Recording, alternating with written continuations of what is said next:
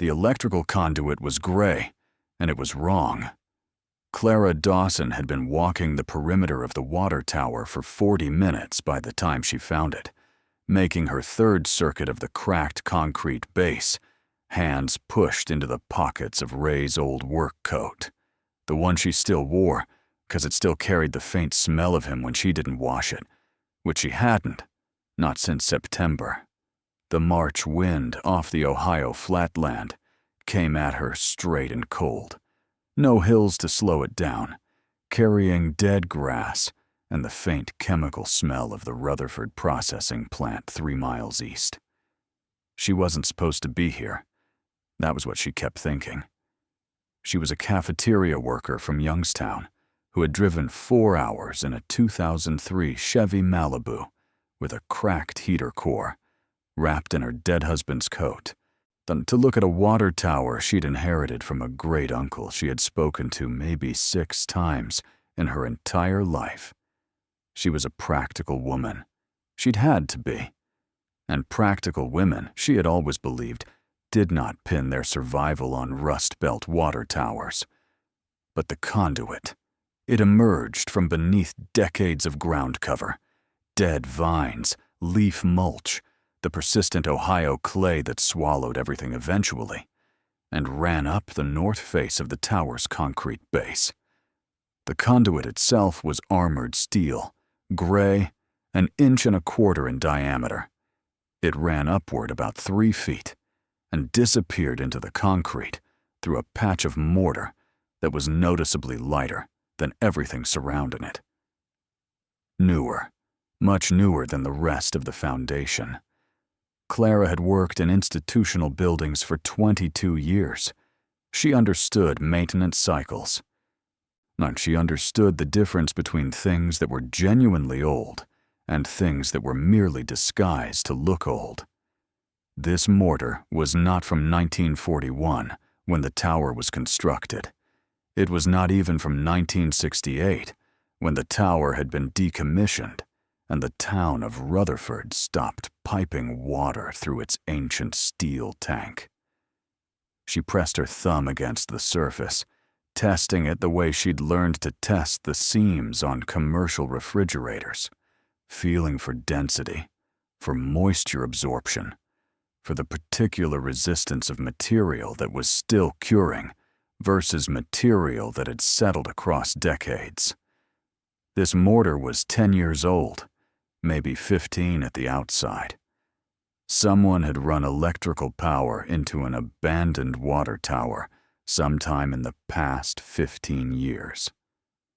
Silas Webb had been dead for 8 months, and someone, after his death, or possibly during the long years before it, had been quietly maintaining an electrical connection to a structure that the county of Fulton, Ohio, had officially declared decommissioned, structurally compromised, and devoid of any operational systems since the spring of 2019.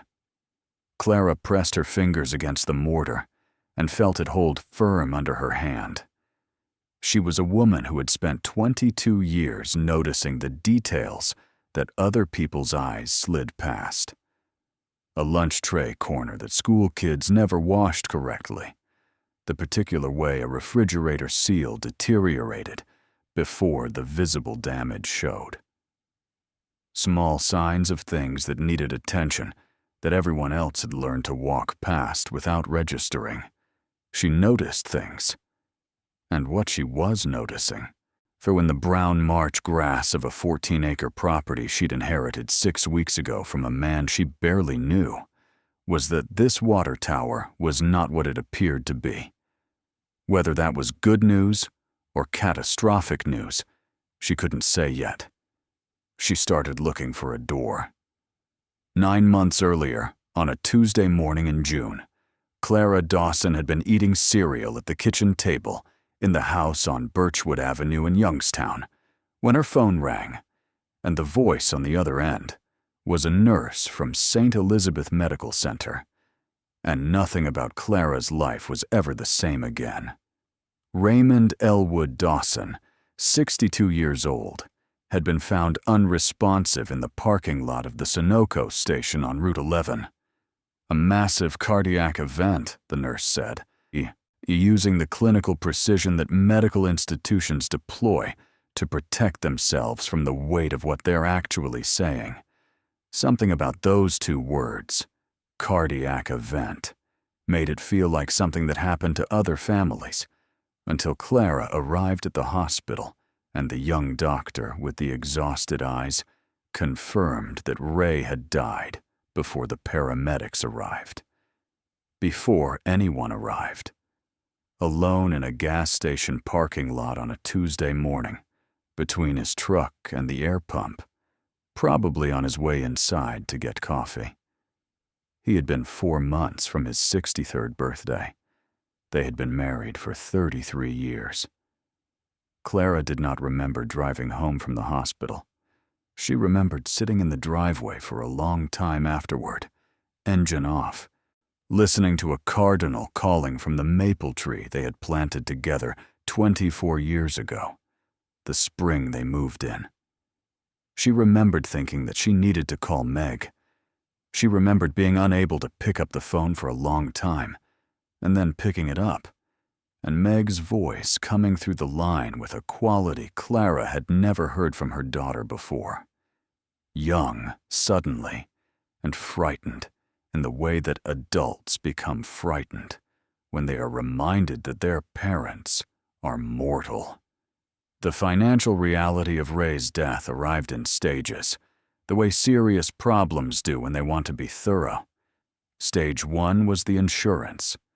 Ray had held a $50,000 life insurance policy since the early 90s, which had seemed adequate in 1994 and proved to be something considerably less than sufficient in the present day. The funeral cost $11,400. The first round of medical billing, emergency services, hospital charges, physician fees from 3 separate departments of a medical group Ray had never personally chosen, came to $9,700 after the insurance settlement. By the time Clara had covered those 2 obligations, the insurance money was gone, and they had not yet touched the ongoing bills. Stage 2 was the mortgage. Ray had been receiving a modest pension from the Steelworkers Union, $619 monthly, which continued in a reduced survivor's benefit after his death, $412. Clara had been working part-time cleaning offices since the school district eliminated the cafeteria staff 2 years prior, in a budget reduction that had been described as temporary and showed no signs of reversing. Her cleaning work brought in roughly $640 in a good month. Combined, that was $1,052 per month, coming into a household with an $847 mortgage payment, $187 in utilities during the mild months, and considerably more when Ohio delivered its winters, plus food, plus gasoline, plus the blood pressure medication, and the knee she'd been meaning to have evaluated for 3 years, and hadn't, because the copay was $60, and $60 had other places to go. The arithmetic did not work. It had never quite worked, not even when Ray was alive and his wages were still coming in regularly. But it had worked enough. They had covered their obligations, maintained modest savings, lived with no real margin, but also with no catastrophe. And they had believed, the way working people believe these things without quite examining the belief directly, that being responsible was its own kind of protection. That if you kept your obligations would not ultimately destroy you. What the arithmetic produced without Ray was a slow-motion disaster that Clara tracked in a small spiral notebook she kept on the kitchen table, because she was the kind of woman who believed in looking directly at difficult things, rather than allowing them to accumulate in her peripheral vision until they became impossible to address. By October, She was 2 months behind on the mortgage.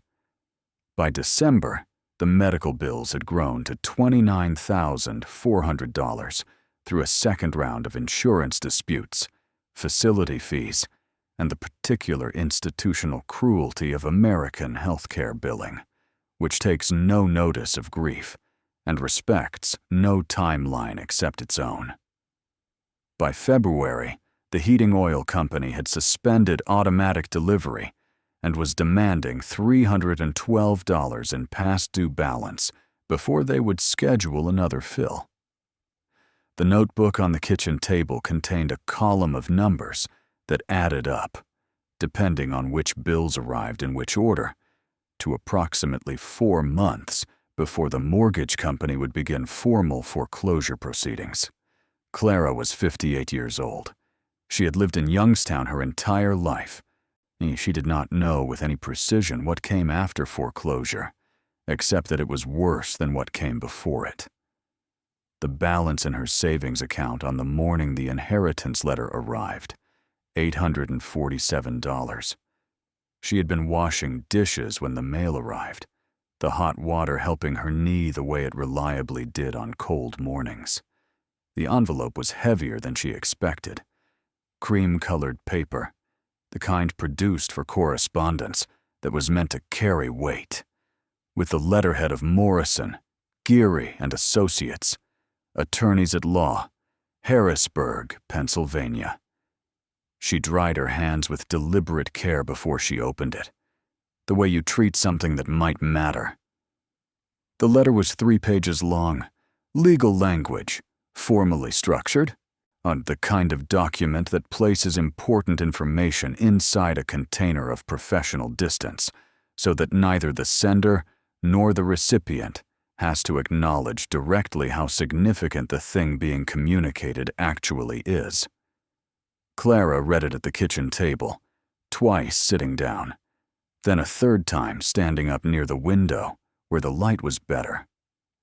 Silas Webb, deceased October 14th of the prior year, at the age of 93. His estate had been held in a managed trust during probate, with specific testamentary provisions that Clara's name appeared in. She was named as sole inheritor of Mr. Webb's real property, 14 3/10 acres of land located in Rutherford, Fulton County, Ohio, including all structures and fixtures therein, transferred free and clear of encumbrances. One structure, and the letter noted in a brief supplementary paragraph, comprised an elevated water storage tower, decommissioned, constructed 1941, in current condition as is with no warranties expressed or implied. At the bottom of the final page, a handwritten notation in unfamiliar cursive. Mrs. Dawson, your uncle asked us to include the enclosed. He said you would understand it when the time came. Clipped behind the legal papers was a small index card, its edges slightly soft with age. In careful handwriting that had clearly been formed in the era before ballpoints, using a fountain pen with blue-black ink. The water always knows where it needs to go. It just needs someone to open the right valve. Clara put the card down and looked at the kitchen ceiling for a long time, during which the cardinal in the maple tree called twice and was not answered. She had no vivid memories of Silas Webb. He was her mother's uncle, her great-uncle, which placed him in that category of family that exists at the periphery of childhood photographs and intermittent holiday gatherings, present but not central, known by association rather than by relationship.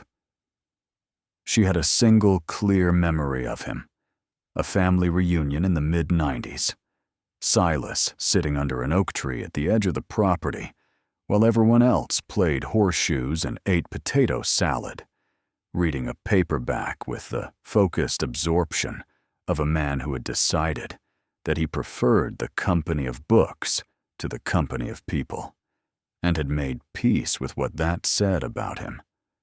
Her mother had described him as brilliant and solitary in equal proportion, a government man of some kind, retired to a property in western Ohio that he maintained with no visitors and fewer explanations. He had sent Clara and Ray a wedding card in 1990 with a check for $50 and a note that said only, "Congratulations on finding someone worth staying for." She had sent him Christmas cards every year after that, not with any expectation of response, but because it seemed right to acknowledge someone's existence, even if they preferred not to be found. He had responded occasionally, a line or two on a postcard, a brief note at Thanksgiving, and the exchanges had been small and sporadic, and had mattered to Clara more than she would have been able to explain, because there was something she recognized in a person who was quiet and who only said things when he had something specific to say. Last Christmas, 9 months after Ray's death, a card had arrived from Silas. She had assumed it was a mass-produced holiday greeting. Instead, it contained 3 handwritten sentences. "I am sorry about Raymond. He seemed like a man who was worth keeping. I hope you are holding together." She had cried at the kitchen table over those 3 sentences, in a way she hadn't cried over sympathy cards from people who had known Ray all their lives. Not because the words were extraordinary, they weren't, but because they came from someone who had no obligation to say anything at all, and who had found, with the economy of a person who never wasted words, exactly the right thing. She had not known he was 93.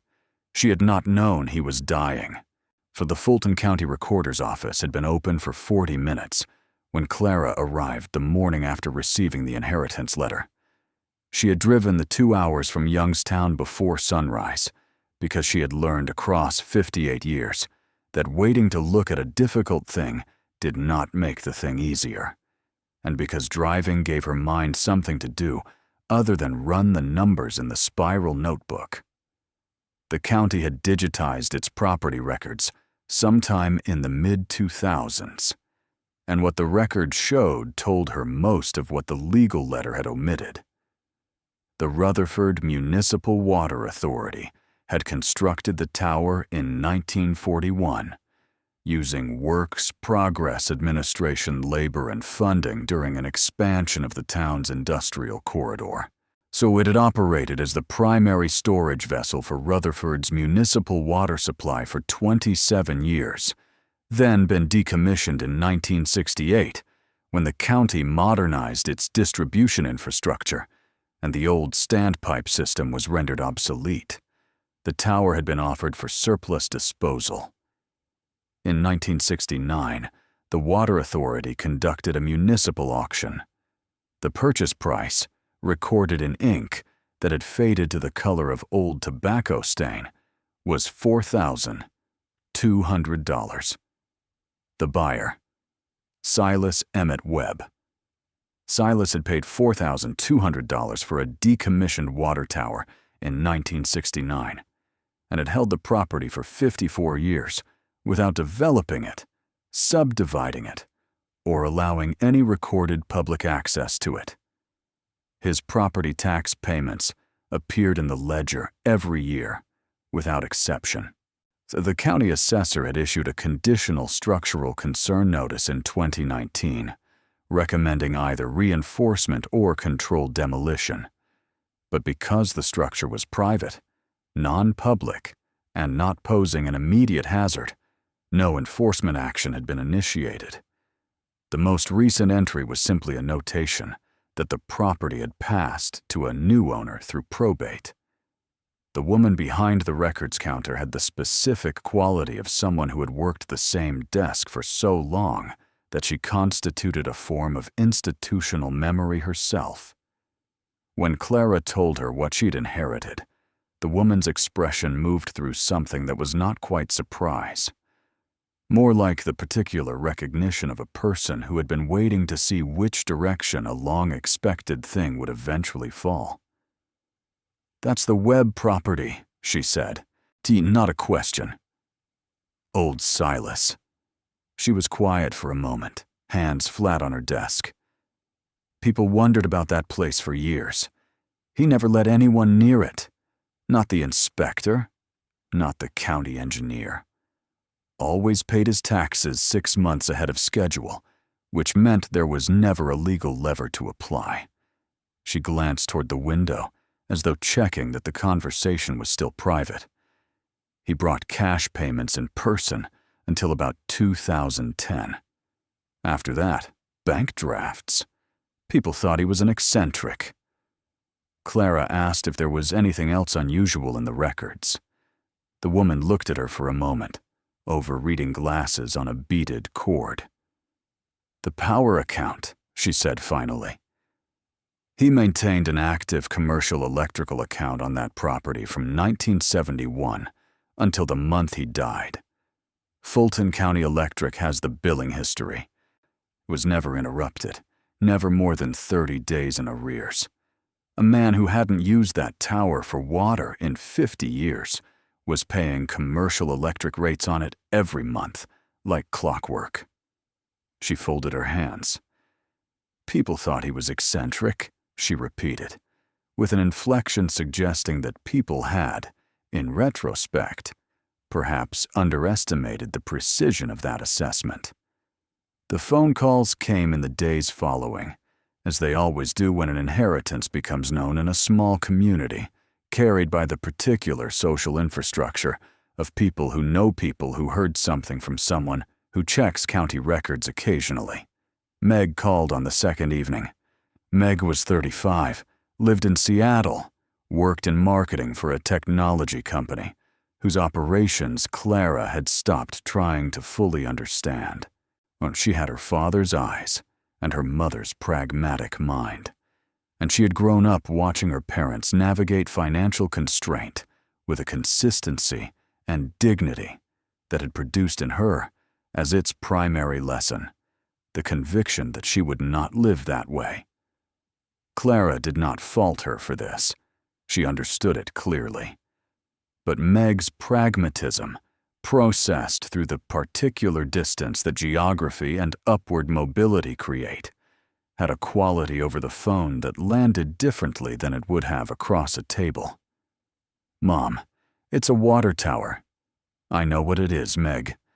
"In Rutherford, Ohio." A pause that communicated its own assessment of Rutherford, Ohio. "What exactly are you expecting to find there?" "I'm not expecting anything yet, and I want to go look at it first." The silence on the line had the specific texture of a person selecting their words carefully from a larger set of words that would be unkind. "I just think you need to be realistic about what this is. It's probably scrap metal and a county liability. You'd need to pay for demolition before you could even clear the parcel for sale. And 14 acres of unimproved land in rural Fulton County." Clara could hear her calculating, the swift mental arithmetic of someone who spent her professional life evaluating propositions for value. "You're not going to close the mortgage gap with that sale. It's not that kind of market." "I know it might not be enough. I'm still going to look." "Why?" Clara watched the maple tree through the kitchen window. The first buds were just beginning to show, small and tight and green, the way they always appeared right around her birthday. "Because I think you should look at something before you decide it's worthless, because that's what your father always taught me." A longer silence. "I wish I could help more. I really do. It's just that with my own situation right now, Meg," she kept her voice even, "I'm not asking for anything. I'm telling you what I'm going to do." Ray's brother Dennis called 2 days after Meg. Dennis had always believed, with the serene confidence of a man who has never examined his beliefs at close range, that he possessed better judgment than the people around him. Ray's death had not diminished this belief. If anything, the removal of Ray from the conversation had provided Dennis with additional room to expand it. "I heard you got some kind of inheritance," he said. The way he said "some kind of inheritance" communicated his view of the inheritance precisely without requiring elaboration. "Old water tower out near Rutherford." "That's right." "Liability is what that is, Clara." He had the manner of a man delivering information that the recipient should have already possessed, but obviously did not. "Old structure like that. You'd have to tear it down before any buyer would touch the land. And even then, rural Fulton County, you're not talking about real money. You're talking about maybe enough to cover a couple of months if you're lucky." Another pause, and in the pause was the full architecture of everything Dennis Dawson had ever believed about what Clara Dawson was capable of managing. Ray always had big ideas about things working out. I used to tell him, I said, "Ray, you've got to be realistic." He never listened. His voice carried the specific sadness of a man who believes himself to have been perpetually right. "Look where that ended up." She thanked him for calling and ended the call before she said something she couldn't retrieve.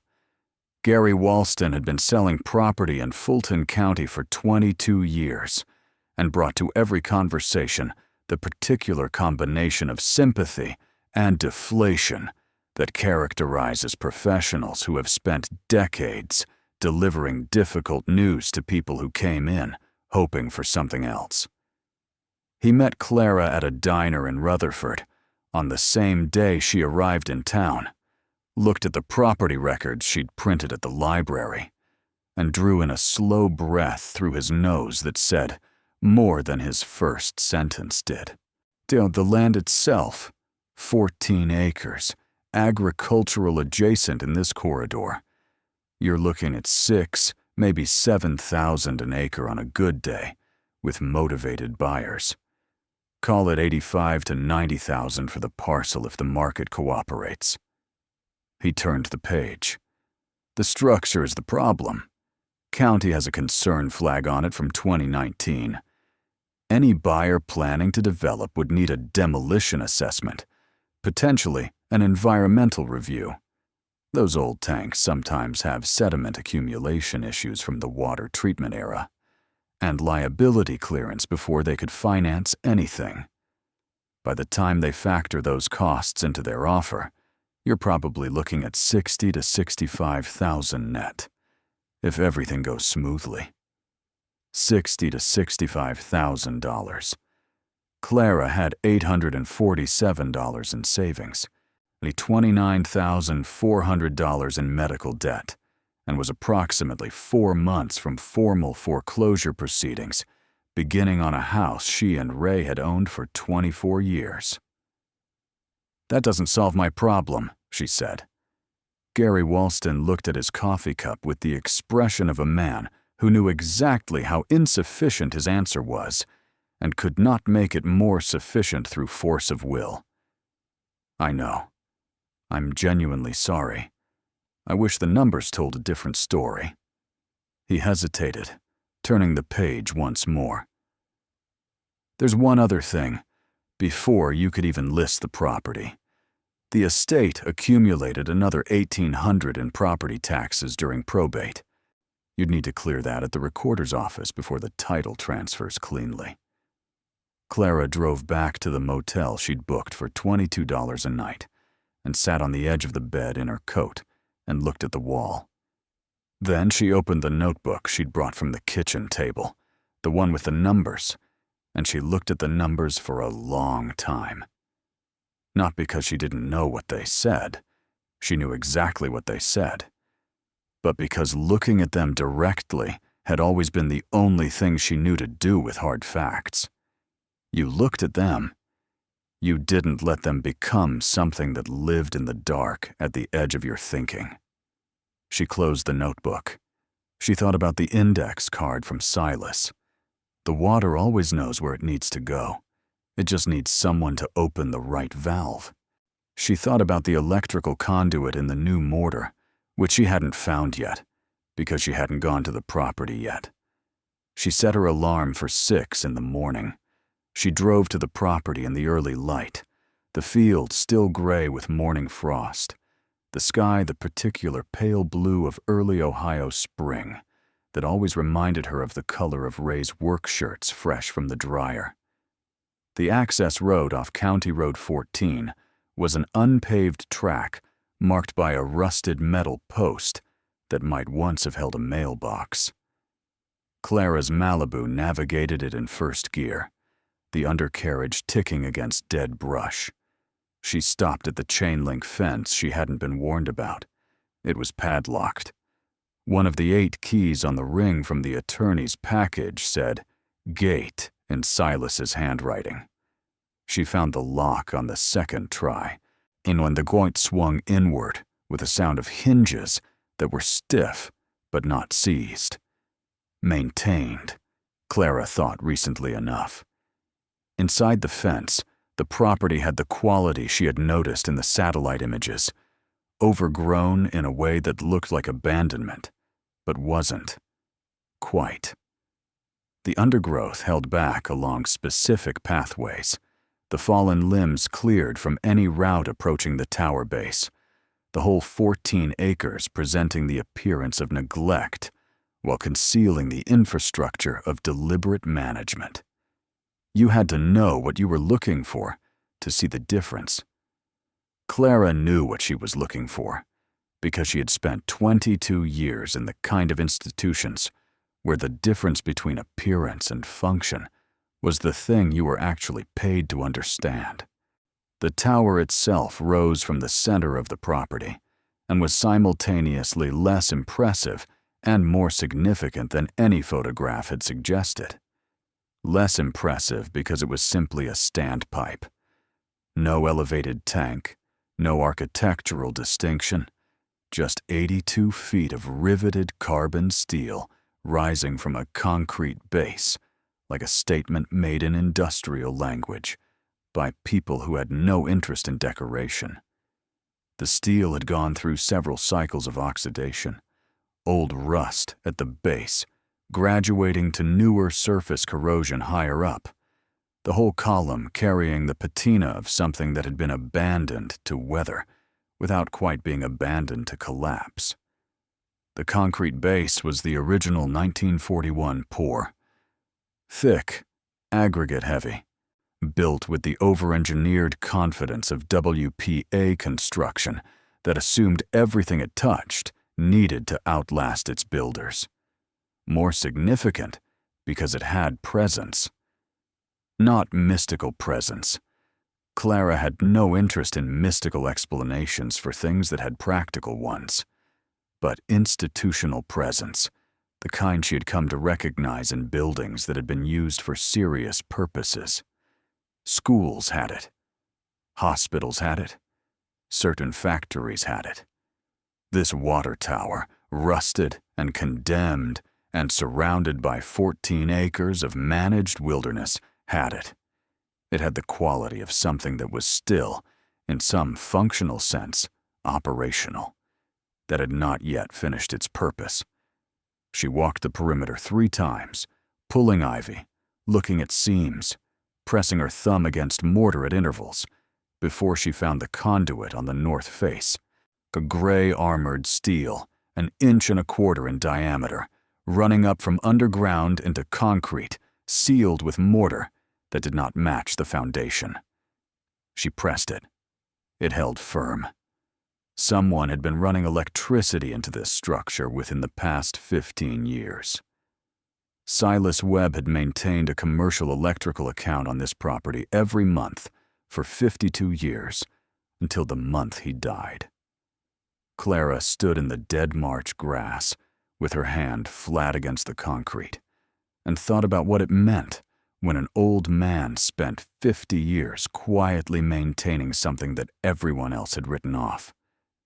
Then she heard footsteps in the field behind her.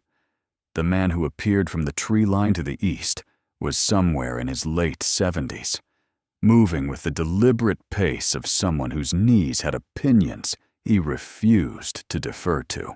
Now he wore canvas work overalls over a heavy flannel shirt, a seed company cap with the bill broken back from years of being pushed up in thought and pulled down against sun. His boots had been resoled at least twice and were still serviceable. His face carried the specific weathering of someone who had spent decades working outdoors, not the weathering of sun alone, but of wind and cold and the kind of sustained physical effort that uses a person's face the way a tool uses its edge. He stopped 15 feet from Clara and looked at her without speaking for a moment. Then he looked at the conduit. Then at the ivy she'd pulled away.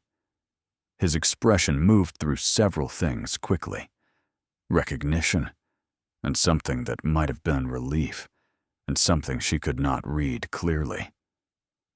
"You're his family," he said. Not a question. "Great niece to Clara Dawson." "Harlan Briggs," he nodded rather than offering his hand across the distance between them. "I farm the quarter section east of this fence, 41 years this June.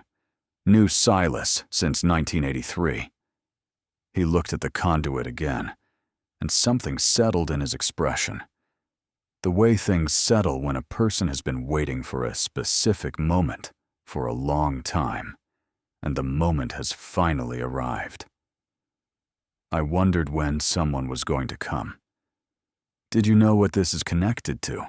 Harlan considered the question with the unhurried patience of a man who had learned that some answers required their proper context before they could be given. "Parts of it," he said finally. "Not all. Silas told you what he thought you needed to know, and not one thing more. He had strong feelings about what people needed to know." A pause. "He told me, about a year before he died, that someone from the family was going to come eventually. He said I should help them find the way in, because the way in is harder to find than anything on the inside." Clara looked at the conduit, at the new mortar, at the tower rising above them. The way into what? Harlan Briggs looked at the base of the tower, and what crossed his face then, Clara would think about it later, in the quiet of the motel, when the day had settled enough to be examined, was the expression of a man describing something he did not have adequate words for and knew it. He called it the work, Harlan said. Said it was the most important thing he'd ever done, and also the most dangerous thing he'd ever held on to. And he was sorry he couldn't leave it to someone who understood it from the beginning. But he'd looked at the whole family over 40 years, and he'd decided you were the only one who'd always been honest. He met her eyes directly. Those were his words, the only honest one. Clara stood in the March wind and let that settle. "Show me the way in," she said. Harlan walked her around to the south face of the base, the driest side, sheltered from the northwest wind by the tower's own mass, with lower and sparser vegetation than the other three faces. Clara had passed this section twice on her circuits without it revealing anything. But Harlan moved to a specific point on the wall and pressed his palm flat against the concrete at shoulder height, at a location that looked indistinguishable from every other section of the foundation, and pushed. The section moved. It was a panel, 4 feet square, but cut from the original concrete with surgical precision and reseated in the wall with color-matched mortar that had been applied in thin enough coats to leave the surface visually continuous. No visible seam, unless you ran your fingers along the wall at the right angle in the right light. The mechanism was mechanical, not electronic, a spring-loaded deadbolt recessed into the thickness of the panel itself, operated by pressing in a specific sequence at 2 points, one low on the right edge and one high. Press low, then high, then push. The sequence lasted 3 seconds. He showed me this in 2003, Harlan said, working the sequence from memory with the ease of muscle memory that had waited 20 years to be used again. I never went inside past the entry. He said he'd tell me when it was time, and he ran out of time before he could get to it. The panel swung inward on hinges that moved without resistance or sound. Oiled recently, Clara thought. The last maintenance visit must have been within the past year, perhaps within the last few months of Silas's life, when he was 93 years old and still maintaining his work. Cool air moved out into the March afternoon. The smell it carried was specific and unmistakable to anyone who had been in certain kinds of rooms, metal and mineral, and the dry, pressurized quality of controlled atmosphere. The smell of vaults and archives and places where things were kept with absolute intentionality. Clara clicked on her flashlight. The interior of the water tower base was not a water tower base. The original concrete walls were still there, load-bearing, and carrying the weight of 82 feet of steel above them. But between those walls and the interior of the accessible space, someone had installed a second layer. Insulation, Clara identified, and climate control infrastructure beyond it. Running to the unit she now saw mounted high on the west wall, old but operational, its indicator light a steady green in the dimness. The space itself was a workshop. Heavy wooden workbenches along 2 walls, built in place rather than moved in, constructed from the kind of timber that people used before lumber became a commodity. Industrial metal shelving on the north wall, rated for serious load, arranged with the precision of someone who needed to locate specific items in specific conditions without searching. Electrical outlets on every wall, modern grade, and all wired from the conduit she'd found outside. Tools arranged with the specific orderliness of a person who treated their work as a discipline rather than an occupation, not the orderliness of neatness, but of function. The kind of arrangement where the position of each tool communicated what it was used for and how often. On the bench nearest the entry, a pair of white cotton gloves, size medium, clean. A precision magnifying glass, lensed for fine detail work. A small electronic scale with a digital readout, accurate to 1/10 of a gram, powered by a cord running to the wall outlet. A reference guide, thick, worn at the spine from years of consultation. A complete reference to United States coinage, 3rd edition. And on the wall above the bench, and written in Silas's fountain pen hand on a piece of heavy cardstock that had yellowed at its edges, but remained perfectly legible. All value is recorded weight against time. Clara stood in the doorway of the workshop with her flashlight in her hand and understood 2 things simultaneously. The first, she had not yet reached the part of this property that Silas Webb had spent 5 decades protecting. This room was the entry point, the preparation space, the place where a person equipped themselves before going further in.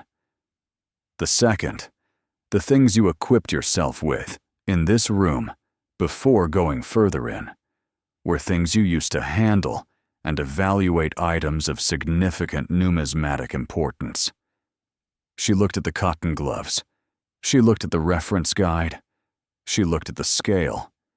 Then she turned to look at Harlan Briggs, someone who was standing at the threshold of the open panel, watching her with the measured expression of a man who had been keeping a long secret and was finally releasing it to the person it had been held for.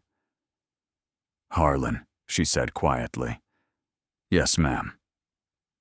"How far does this go?"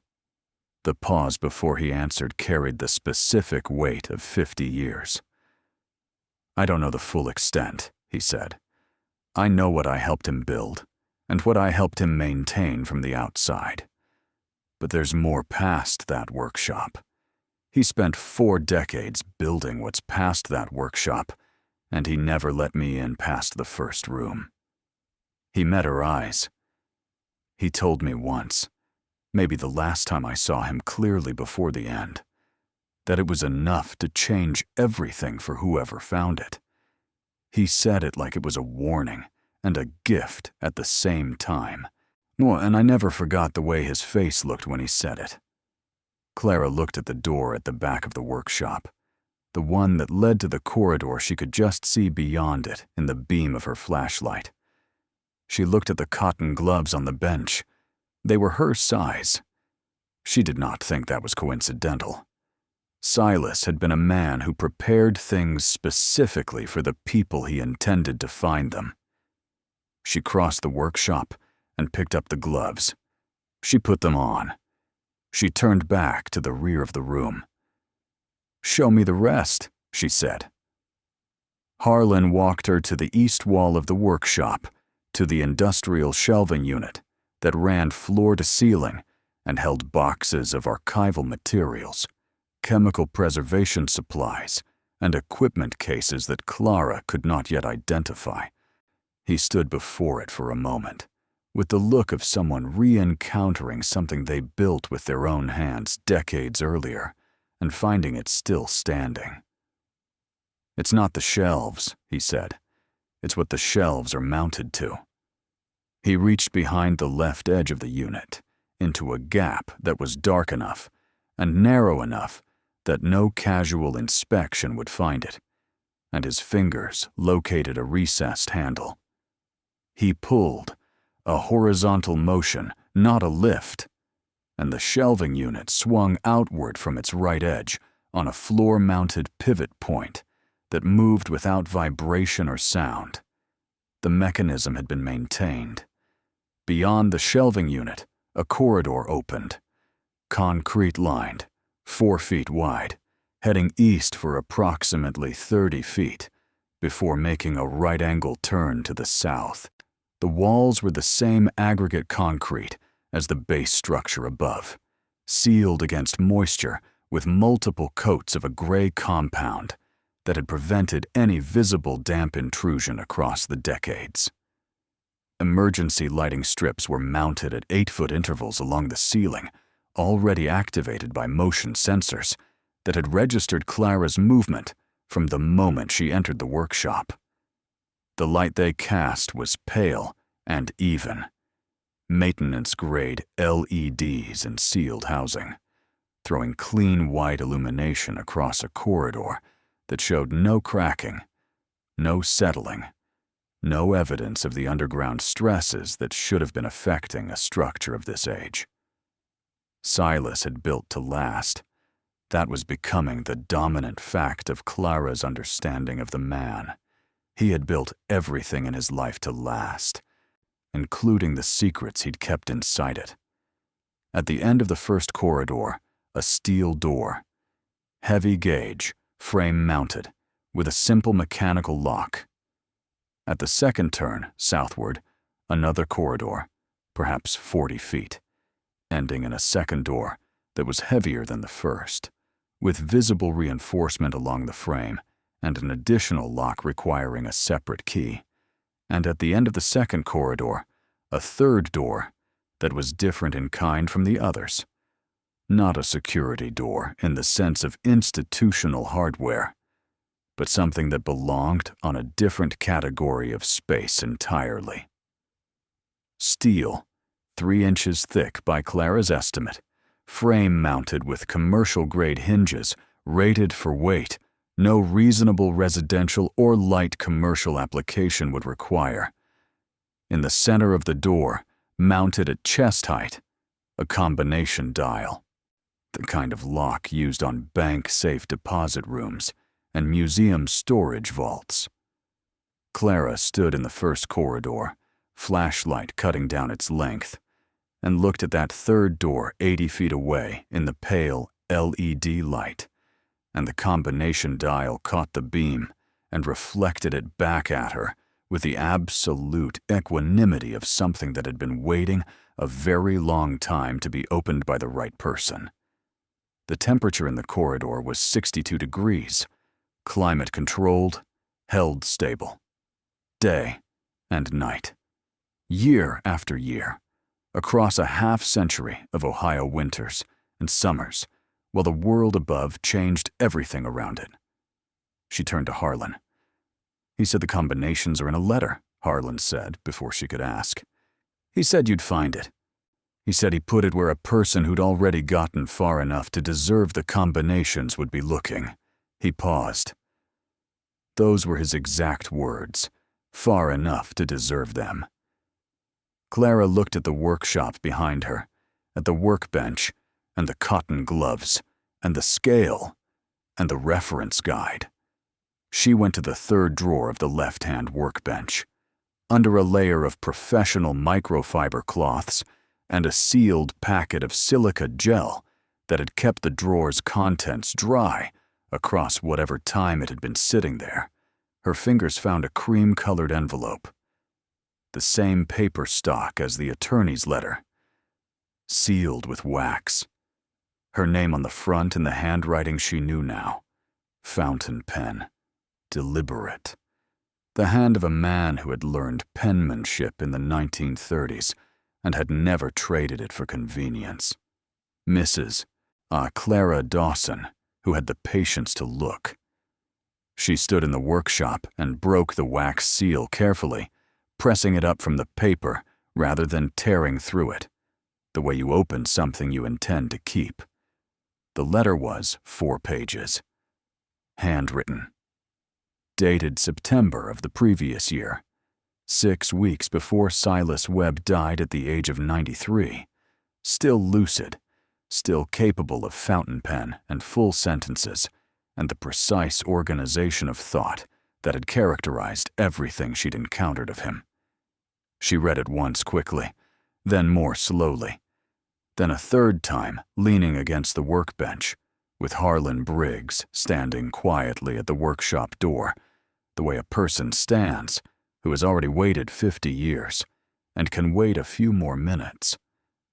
When she finished, she folded the letter along its original creases and stood still for 30 seconds, breathing slowly and with deliberate regularity, the way she'd taught herself to breathe on the bad nights after Ray died. "You all right?" Harlan asked. "I need to sit down," she said. He found her a stool kept under the workbench. She sat on it and held the letter in her cotton-gloved hands and looked at the wall across from her. Outside, the March wind moved through the dead grass with the sound it always made across the Ohio flatland, a low, continuous exhalation, patient and indifferent. In Youngstown, the maple tree would be putting out its first green. On the kitchen table, the notebook with the numbers would be sitting in its place, waiting for her to come home and face them again. But here, in a climate-controlled workshop beneath a rust-belt water tower that the county believed was empty and worthless, a dead man had left her 4 pages of handwriting that explained what 50 years of work looked like when a person built it in secret and spent his whole life waiting for someone honest enough to be trusted with it. She had $847 in the bank. She was 4 months from losing her home. She was 58 years old and wearing her dead husband's coat, which still faintly smelled of him. And in her hands was a letter that began, "Dear Clara, I am writing this because I am dying, and because you are the only member of this family who ever wrote to me without wanting something, which tells me either that you are a person of unusual character, or that you simply have not yet learned what I have. And I'm fairly confident it is the former. What I have built beneath this property will require you to make decisions about who you are and what you believe about the difference between what is legally yours and what is morally yours. And I want you to understand that those are not always the same question, and that the gap between them is where everything important lives. I will explain what you are about to find. I will give you the combinations to open the doors. What you do with both of those things is entirely your choice, and I trust you to make the right one, because I have watched your life from a distance for 30 years, and I have not once seen you take the wrong one yet. The letter then explained, across 3 careful pages, who Silas Webb had actually been. And Clara read it twice more in the workshop, while Harlan waited at the door. She read it holding very still, the way you hold still when the ground shifts under your feet, and you want to be certain of your footing before you take another step. Then she stood up, put the letter carefully in the inside pocket of Ray's coat, pressed it flat against her chest with her palm, and looked at the corridor that led to the 3 steel doors. The combination dial on the 3rd door caught the edge of the LED light and held it, steady and patient, the way all serious locks hold everything. Waiting. Not urgently. They had been waiting a long time already, and could continue waiting indefinitely. That was the nature of things built to last. "I'm going to need more light," Clara said, and she walked toward the doors. The combinations were written on the last page of Silas's letter, in a column of numbers that looked, at first glance, like a list of dates. That was intentional. Silas had been, among other things, a man who understood the difference between concealment and encryption, and he had decided that the safest way to record combinations was in a format that would appear meaningless to anyone who found the letter without understanding the key, while remaining immediately legible to anyone who did. Clara understood the key because the letter explained it. Each combination was embedded in what appeared to be a birth year, followed by a middle number that appeared to be a month, followed by a last number that appeared to be a day.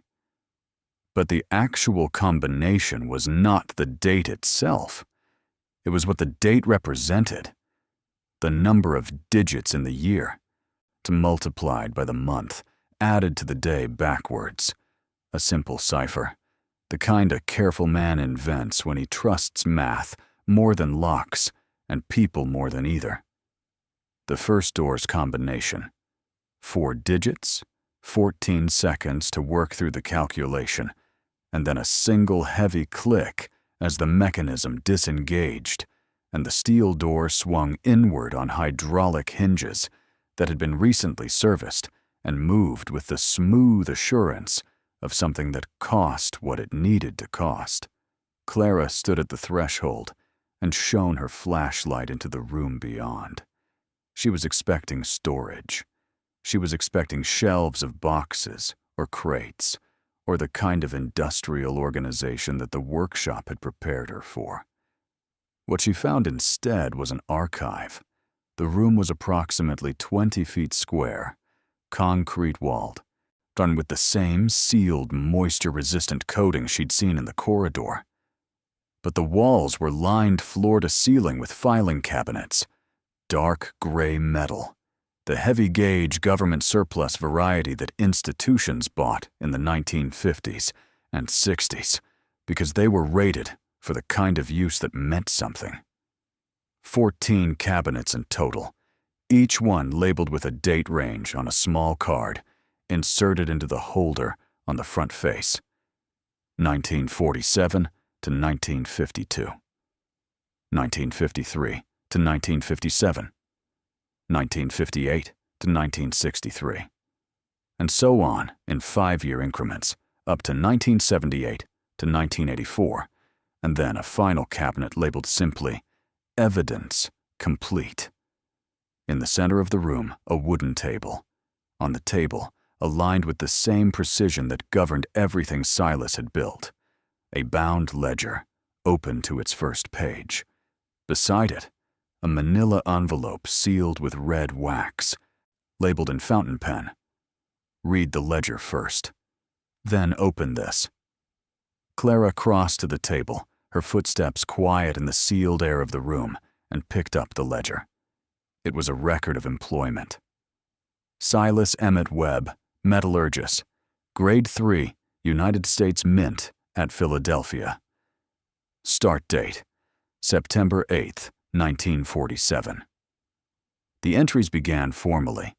Shift logs, assay certifications, quality control notations, the ordinary administrative record of a government employee performing a government function, and continued for the first 40 pages in that register. But beginning on page 41, the entries changed. Page 41 was dated March 14, 1956. Today I witnessed something I cannot account for through any legitimate operational procedure, and I am writing it down before I decide what to do about it. 'Cause I've learned in 9 years of government work that the things you write down cannot be argued away later. Silas's handwriting on page 41 was different from the handwriting on page 1. Tighter. The letters pressed harder into the paper. The ink darker, as though he had held the pen with more force than usual. Clara read, standing at the table, without sitting down, because something in the room, in its temperature, in its silence, in the weight of 14 filing cabinets full of 5-year increments of recorded evidence, told her that sitting down was a decision she could make later, when she understood what she was standing in. What the ledger documented, across its 412 handwritten pages, was one of the most sustained acts of individual witness Clara had ever read. Silas had spent 31 years as a metallurgist at the Philadelphia Mint, arriving as a young man of 28 in the immediate post-war period, when the Mint was operating at full industrial capacity, turning out coins by the hundreds of millions to supply a peacetime economy expanding faster than its infrastructure could accommodate. He was good at his job. He was, by the promotion records he'd copied into the ledger, excellent at it. Advanced twice in his first 5 years. Assigned to quality control oversight by 1952, eventually responsible for the certification of specimen coins. The high-quality individual pieces struck at the beginning of each production run to confirm that the dies were performing correctly before the industrial presses began their mass production. Specimen coins were not circulated. They were either destroyed after inspection, retained as official mint collection pieces, or transferred to the Treasury's reserve under protocols that required 3-signature authorization and full paper documentation. That was the protocol.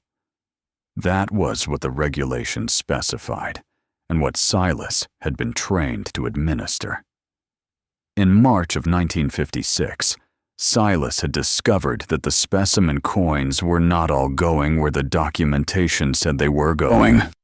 The mechanism was elegant in the way that long-running institutional frauds tend to be elegant, not through violence or drama, but through the exploitation of the specific gap between what paperwork says and what physically happens in a production environment, where the volume of work makes individual verification impractical. Harold Vance, the deputy superintendent of production at the Philadelphia Mint from 1953 to 1969, had developed over several years a system in which certain specimen coins, those representing production runs of particular rarity or historical significance, were documented as destroyed while actually being transferred through a series of intermediaries to private collectors and dealers who understood they were receiving items that did not, technically, exist. The coins did not exist because the records said they didn't exist. The records said they didn't exist because Harold Vance wrote the records. When Silas discovered the discrepancy in March 1956, through the specific accident of a calculation error in a destruction log that he was reviewing for an unrelated administrative purpose, see an error that revealed a quantity of melted metal inconsistent with the coins supposedly destroyed. He did what a careful man of integrity does. He checked his math 3 times, verified against secondary records, cross-referenced production logs and transfer authorizations, and then sat with what he'd found for 72 hours before he told anyone. He told Harold Vance. This was, as Silas acknowledged in the ledger, in terms that suggested he had spent considerable time afterward examining his own reasoning, not his finest decision. But it was a human decision, made by a man who still believed at 45 that institutions were correctable from within, that bringing evidence of wrongdoing to the person responsible for the wrongdoing was a reasonable first step in the process of correction. Vance's response was delivered in his office, with the door closed, and the register of a man who had been anticipating this conversation for years and had long since decided how it would go. He told Silas that he had 2 options. He could report what he'd found to the Inspector General, in which case Vance would ensure that Silas's access to the specimen rooms, access that Vance controlled, would be characterized as providing opportunity, and that certain irregularities in Silas's own assay records, irregularities that Vance could arrange to appear, would be sufficient to shift suspicion in a direction that Silas would find professionally and personally catastrophic.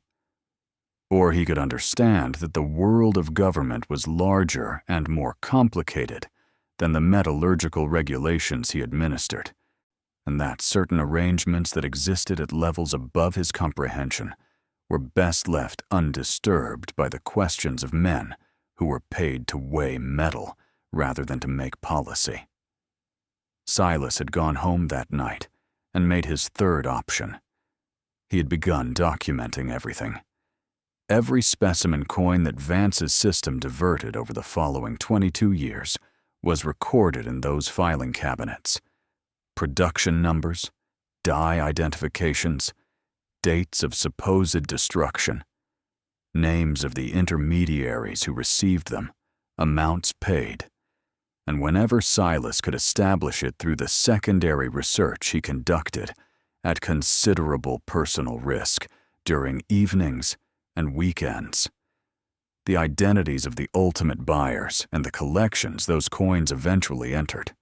He built his record with the obsessive precision of a man who understood that the difference between a crime being exposed and a crime remaining buried was often nothing more than the quality of the documentation. He also, beginning in 1957, started acquiring, not stealing.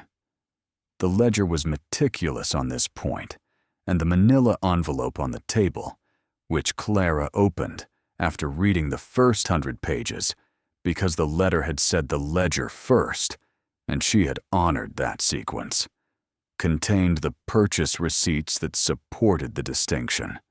Silas had used his own money, savings from 20 years of a government salary, inherited funds from his parents' estate, and later, the proceeds from 2 real estate transactions in Fulton County, to purchase coins from the dealers who were receiving items from Vance's network. Or he had paid market prices, sometimes above market prices. He had created a paper trail that documented legitimate acquisition precisely because he knew, and the ledger was explicit on this point, that the day might come when the legitimacy of his ownership would need to survive scrutiny from people who would prefer it didn't. He had been buying back, in a sense, what the system had diverted. He had also been building insurance, evidence that he physically possessed in climate-controlled preservation, backed by purchase documentation, which meant that if Vance ever moved against him, Silas had both the records and the physical proof to substantiate those records. A safety in both directions. If Silas exposed the scheme, the coins proved the scheme. If Vance tried to destroy Silas, should the coins prove that Silas had been operating in good faith? For 31 years, Silas had held this equilibrium. He had watched Vance retire in 1969 and had continued his documentation of the network Vance had built, which continued operating after him. He had watched certain of the coins he'd tracked appear in auction catalogs and private sale records under ownership histories that were incomplete at best and fabricated at worst. He had watched the world of American numismatics develop around objects whose provenance had been deliberately obscured, and he had continued recording it year after year in those 14 filing cabinets in the dark beneath the Ohio fields. He had retired from the Mint in 1978. He had moved to the Rutherford property, and he had spent the following 45 years maintaining the vault, so expanding the collection when opportunities arose, and waiting to decide what to do about what he knew. He had never decided. He had written the letter to Clara instead. The combination for the second door was encoded in the same cipher. Clara worked it at the table in the archive room, using the back of an envelope and the pen she kept in Ray's coat pocket, taking her time. Harlan stood in the corridor outside the first room, giving her the space a person needs when they are processing something that requires the whole of their attention. The second door opened into storage. If the first room was about truth, documented, recorded, filed, the second room was about weight. Physical, measurable, undeniable weight. The shelving along the 3 available walls held wooden cases of a specific design. Shallow-sided, not dovetail joined at the corners, lined inside with archival foam, cut to individual specifications for individual objects. Each case was labeled on its end face with a date and a catalog number in red ink. The catalog numbers cross-referenced to a leather-bound index on the center table of this room. The index was 3 inches thick. Clara opened the first case she encountered. Inside, in individual recesses, cut with the precision of a watchmaker's mold, lay 24 silver dollars. Each one in its own sealed acrylic capsule, each capsule in its form-fitted foam recess, each recess labeled with a year and a mint mark. The coins gleamed in her flashlight beam with the particular luster of silver that has never been touched by unprotected hands. Not the brightness of polished silver, but the deeper, an interior brightness of metal preserved at the exact humidity and temperature that prevents the oxidation chain from beginning. She checked the index. Morgan silver dollars, 1878 to 1904, complete date/mint mark set, mint state 65 minimum grade, third-party certified prior to vault storage. Current estimated value per the most recent notation in the index, written in a different ink, a later date, perhaps 10 years prior. $340,000 for the complete set. She set the index down and looked at the shelving. There were 42 cases on the east wall alone. She opened 3 more cases at random.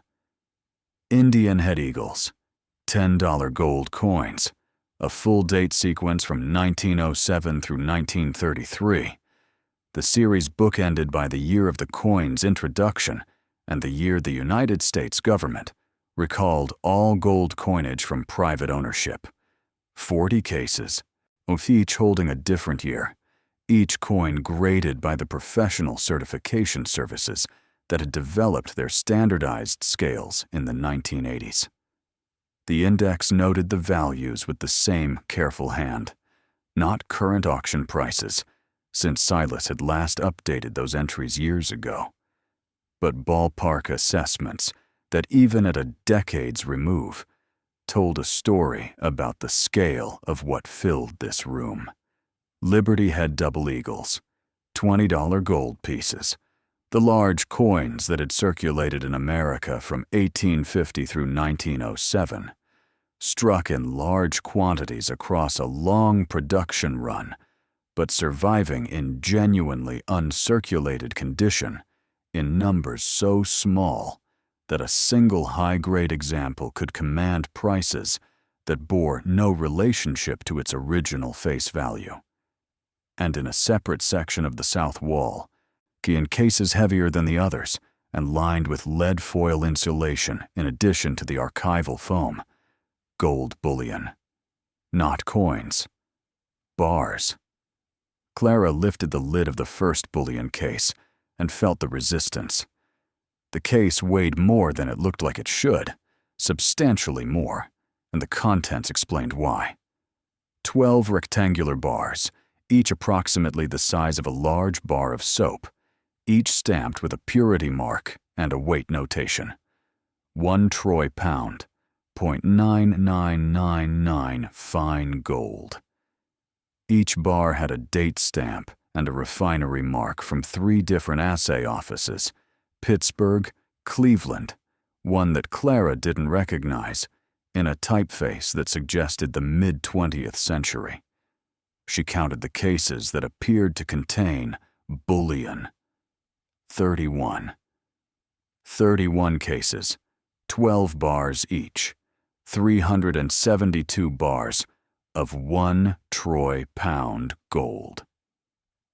She could not do the full arithmetic in her head at that moment, but she knew approximately what gold was worth per ounce, and she knew how many troy ounces were in a troy pound, and she stood for a moment in the climate-controlled air of the second vault, and let the number form itself in the part of her mind that had been running calculations on the kitchen table notebook for 9 months.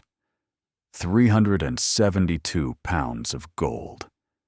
She put the case lid back down carefully and went to get Harlan. He stood in the doorway of the second vault and looked at the shelving for a long time without saying anything.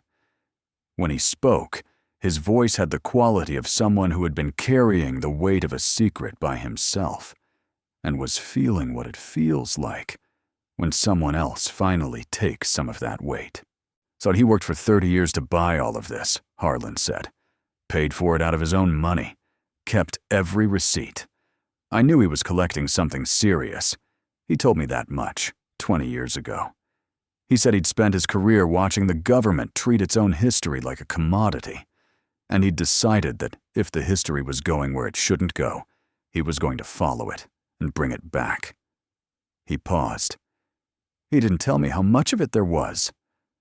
There's still the third vault, Clara said. Harlan looked at her. Yeah, he said. I know. The combination for the third door, the heavy one, the bank vault door at the end of the second corridor, took Clara 4 attempts to work correctly. Not because the cipher was more complicated, but because her hands were not entirely steady by that point, and the combination dial required a precision of rotation that was difficult to maintain when your hands were behaving the way hands behave when they are trying to process something that the rest of you hasn't caught up with yet. On the 4th attempt, the lock disengaged. The hydraulic mechanism of the door, heavier than the others, requiring both hands and a deliberate pull, took a moment to overcome. Then it moved, and the air that came out of the third vault was different from what had preceded it. Colder, drier. the specific atmosphere of a space that had been maintained at the particular temperature and humidity that museum-grade conservation requires. More demanding than what coins alone needed, the climate of a place where something more delicate was being preserved. Clara stepped through the doorway and swept her flashlight across the interior of the third vault. 12 feet by 14 feet. Climate control units on 2 walls, redundant systems. If one failed, the other maintained the environment without interruption. Track lighting mounted on the ceiling, motion activated, already illuminating with a warm professional glow that was calibrated to the preservation requirements of the objects below it rather than to human comfort. Along the east wall, in individual sealed cases of museum-grade acrylic mounted on custom-built pedestals. Coins. Not just any coins. Clara crossed to the first pedestal and looked at what was inside it. A single coin, held in an acrylic presentation mount, surrounded by the kind of labeling you see in professional institutions. Typed, precise, including multiple layers of authentication documentation visible through the back of the case. A $20 gold piece. 1933, Saint-Gaudens design. The obverse showing Liberty striding forward with torch and olive branch. The reverse showing a bald eagle in flight against a sunrise. The most famous coin in American numismatic history, the coin of which only a handful had ever been legally held in private ownership. The coin whose extraordinary rarity was a function precisely of the kind of diversion that Silas had spent 30 years documenting. Production run of 445,500 pieces in 1933, almost all recalled and melted when Franklin Roosevelt ended the gold standard, with only a handful ever reaching private hands, and those only through circumstances that the United States government had spent decades contesting. The authentication label behind the case read, 1933 Saint-Gaudens Double Eagle, MS-66. Physical custody documented from diverted specimen, 1957. Original diversion documented in Webb archive file, 1957 Q3. Purchase from intermediary, 1959, with attached documentation. Independent authentication, 1967 and 1989. Beside it, another 1933 Double Eagle. And beside that, a third. 5 pedestals. 5 1933 Double Eagles. Clara gripped the edge of the pedestal shelf and stood there for a moment. She knew what a single 1933 Double Eagle was worth. She was not a coin collector, had no particular numismatic knowledge, but you did not have to be a specialist to have encountered the name in a news story somewhere over the years. The coin that sold for millions at auction, the coin that governments fought over, the coin whose very existence in private hands represented a documented link to one of the most significant monetary episodes in American history.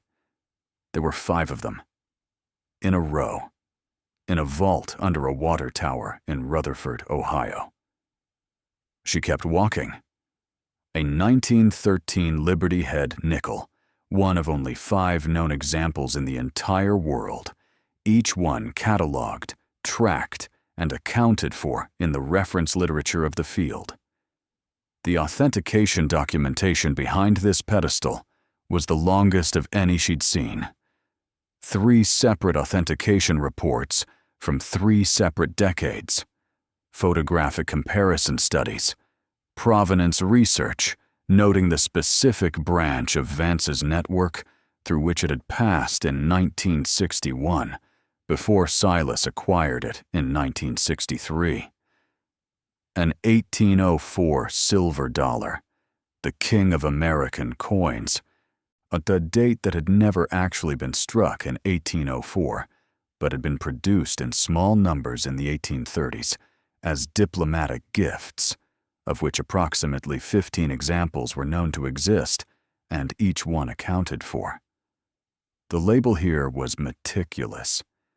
Silas had clearly understood that this particular coin's provenance would face the most scrutiny, and the documentation he had assembled, correspondence with the mint's own historians, acquisition records going back to the dealer who had sold it to him in 1966, a chain of custody that stretched back through the mid-century art market in a line that was irregular but traceable, was designed to survive exactly the kind of challenge that Clara was already beginning to understand would be coming.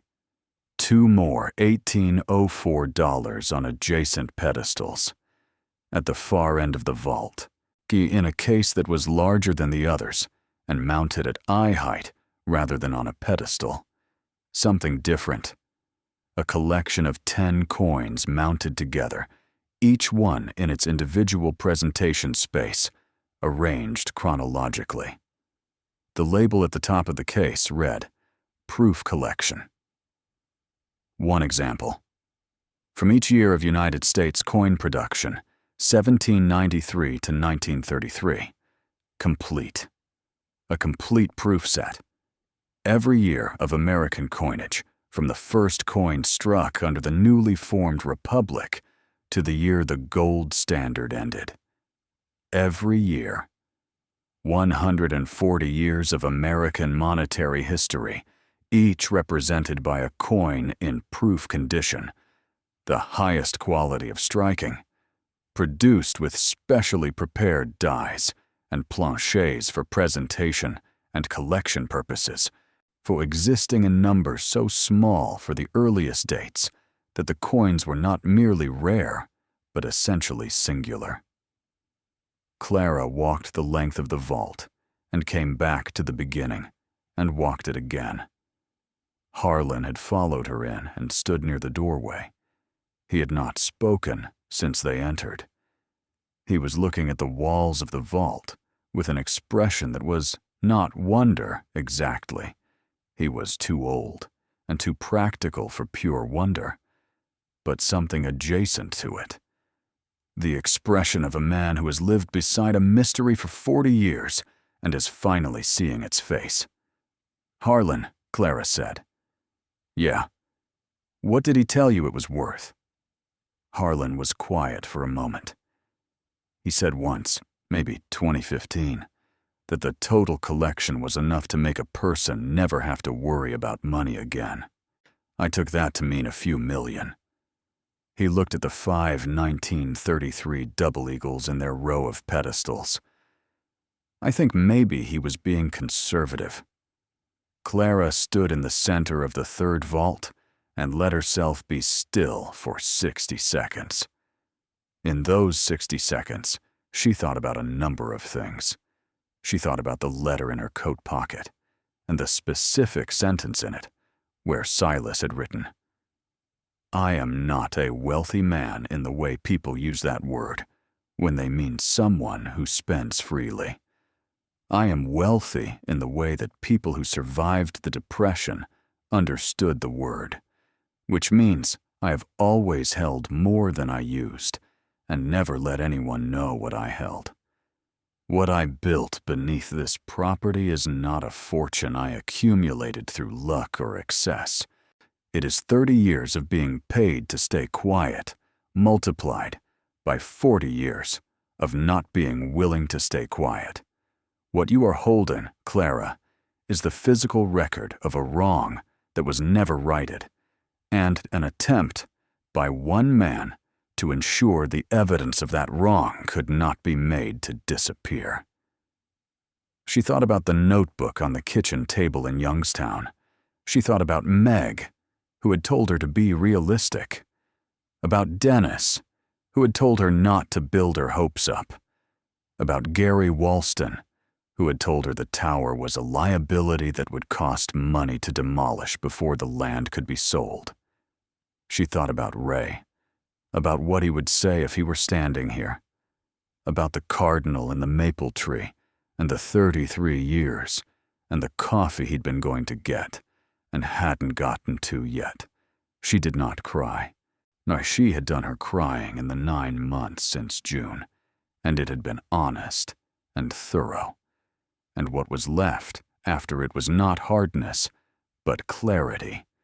The specific clarity of someone who has been through enough that they no longer confuse what matters with what is merely difficult.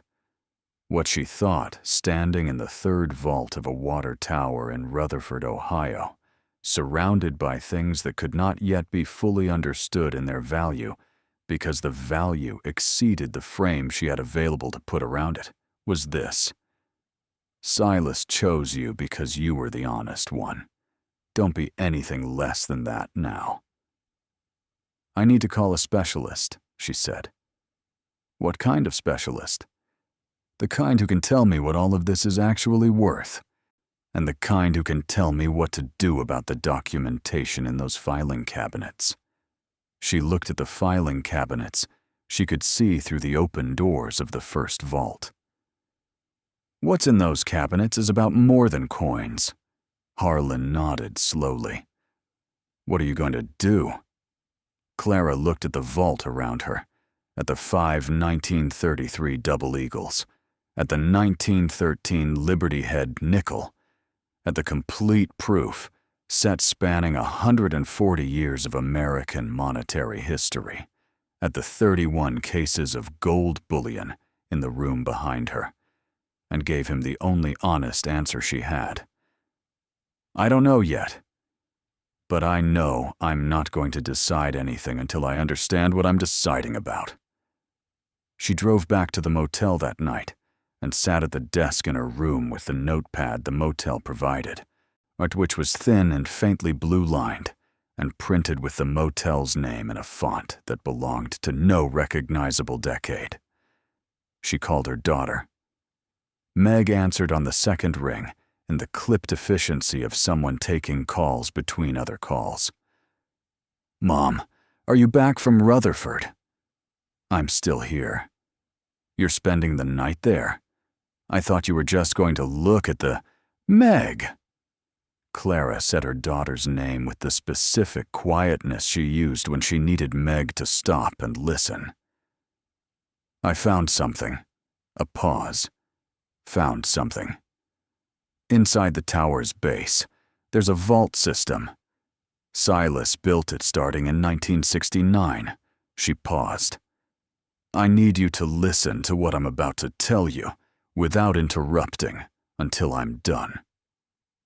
Meg was silent for a moment, and then, in a tone Clara had not heard from her daughter in a very long time, the tone of a child who suddenly wasn't certain she was the most capable person at the conversation, she said. Okay, Clara told her. Not everything. Not the full depth of the documentation or the full implications of the filing cabinets, but the material facts, the archive, the coin vaults, the categories of objects she'd found, the authentication documentation Silas had maintained across decades. She kept her voice level and specific, the way she'd learned to present facts to principals and school board representatives in 22 years of working in institutions that required you to make your case clearly or not be heard. When she finished, the silence on the line lasted long enough that she checked to make sure the call hadn't dropped. Mom. Meg's voice had changed completely. The marketing efficiency was gone. What was underneath it was something younger and less certain. Are you saying what I think you're saying? I'm saying I found rare American coins and gold bullion and documentation of a government crime that my great-uncle spent 31 years recording. I don't know the full value yet. I need specialists to evaluate everything. But what I can tell you is that when I looked at one category of coins in the third vault, I counted 5 examples of a coin that has sold at auction for millions of dollars per piece. Another silence. I told you to be realistic, Meg said. Her voice carried something that Clara recognized. Not shame, exactly, but the particular discomfort of a person confronting the gap between what they'd believed and what turned out to be true. Or you did, Clara said, and I went and looked anyway. There was a pause, and then Meg said something Clara would remember. I'm sorry, Mom. I should have just believed you when you said you were going to look. It's okay. I need you to do something for me now. Anything. I need the name of a serious attorney, someone who handles estate law and can get a numismatic appraiser involved fast.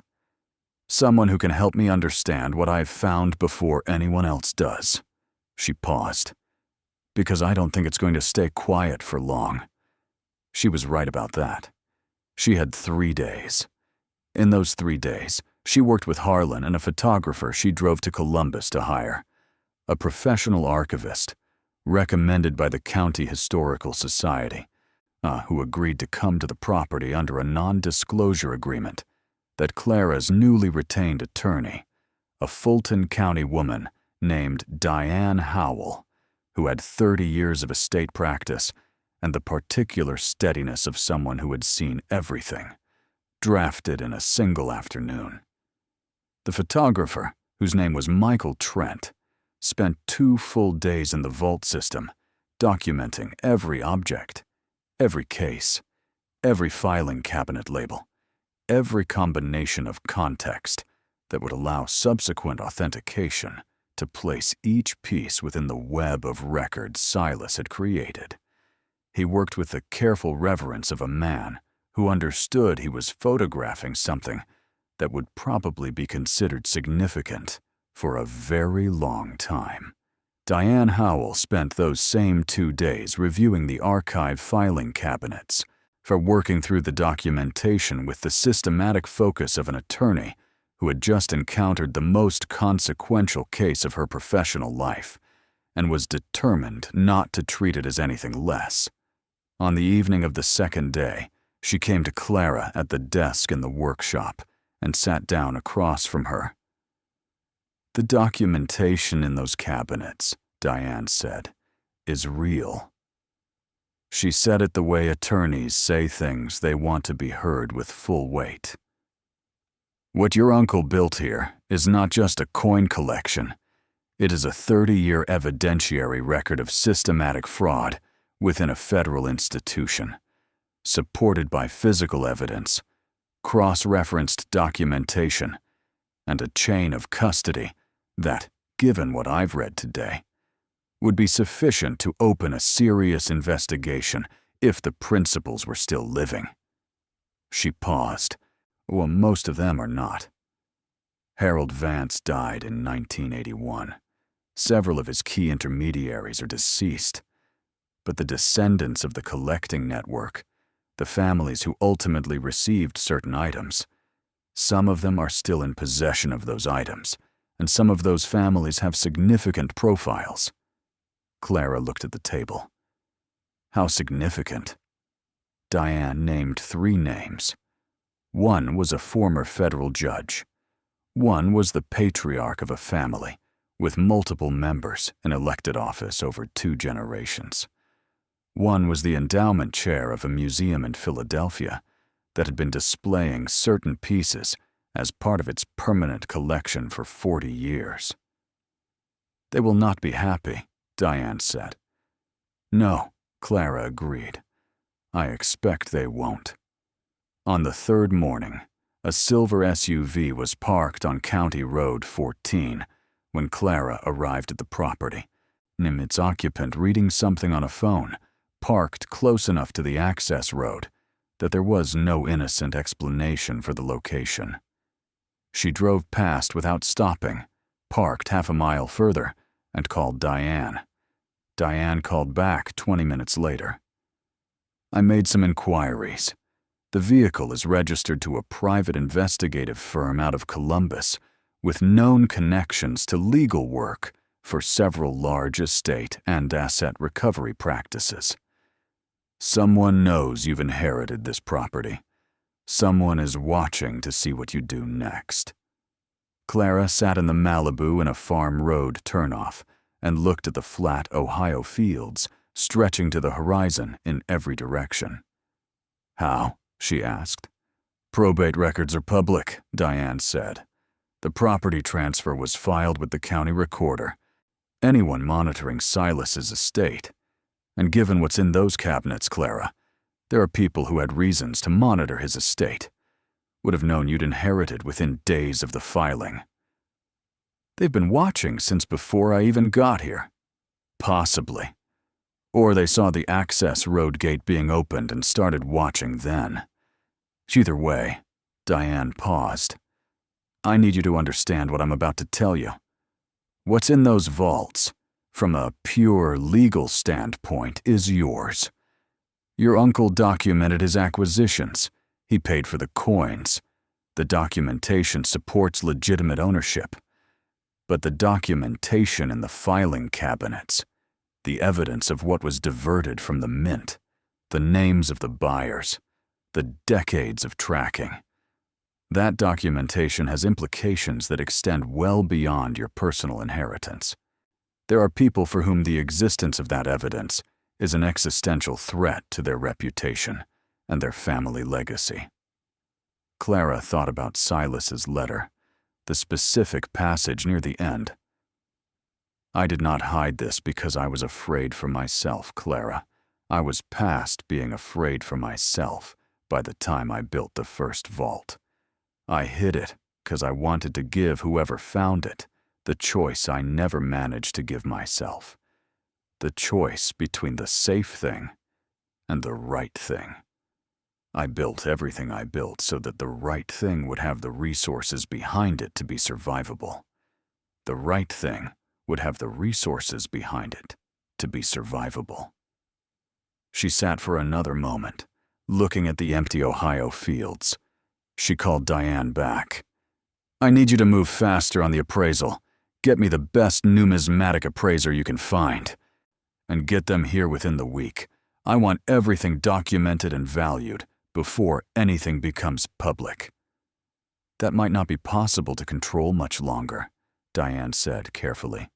"The probate records are already public. If someone is watching the property—" "Then we move fast," Clara said. "What can I do today?" The appraiser Diane found was a woman named Patricia Osei, 54, with a doctorate in American numismatics from the University of Delaware, and a professional history that included consulting work for the Smithsonian's National Numismatic Collection, 3 federal court cases involving contested coin ownership, and what her professional biography described, in the measured language of academic credentials, as extensive experience in the authentication of 20th century United States numismatic rarities. She arrived on a Friday morning in a sensible sedan, wearing canvas work pants and a fleece pullover, carrying a case of equipment that she handled with the practiced ease of someone who had carried it to a great many unusual locations over the years. She looked at the property, at the tower, at the chain-link fence, and the 14 acres of managed undergrowth, and said nothing for a moment. Then she looked at Clara and said, "I've been doing this work for 26 years. I've authenticated pieces in basements, attics, bank vaults, and once in the back of a decommissioned railroad car in Nevada. I'm hard to surprise." She looked at the tower again. "What's in there?" "Come and see," Clara said. Patricia Osei spent 6 hours in the vault system on that first visit, and she did not come out for lunch, and she did not appear to notice that time was passing. Clara brought her water twice and left it outside the vault rooms without interrupting, because she recognized the focused absorption of a person who had just encountered something that had recalibrated their professional frame of reference. and needed to be allowed to work through that recalibration without interruption. When she finally emerged into the workshop, her expression was controlled in the specific way that highly trained professionals control their expressions when they are sitting on top of something significant and do not yet have the verification to express it with the confidence their training demands. She sat down at the workbench. She looked at her notes, which covered 11 pages of a yellow legal pad. She looked at Clara. "The 5 1933 Double Eagles," she said. "All 5 are genuine. I can say that with 98% confidence from physical examination alone, and the documentation Silas assembled will push that to 100% when we run full laboratory analysis. His provenance chain, the Vance diversion records, the intermediary acquisition receipts, the authentication reports he commissioned in the 60s and 80s. It's the most complete chain of custody documentation I have ever seen for coins of this category." She paused. "Current market value for a single specimen in the condition and provenance quality of these 5 pieces is not less than $12 million. Possibly considerably more, depending on auction timing and buyer interest." Clara did the math. 5 coins, 12 million each. Minimum. "The 1913 Liberty Head nickel," Patricia continued. "Genuine. The documentation is exceptional. Market value in recent sales for comparable specimens, between $4 and $6 million. His specimen is in better condition than 2 of the 5 known examples." She looked at her notes. "The 1804 silver dollars, 3 of them, each genuine, each with documentation that addresses the specific authentication challenges those coins always face. Conservative estimate for each, based on recent comparable sales. $3 to $4 million. She set down her legal pad. The Morgan silver dollar set in the second vault, the Indian Head Eagles, the Liberty Head Double Eagles, the complete proof collection. I need laboratory time to complete formal authentication and grading.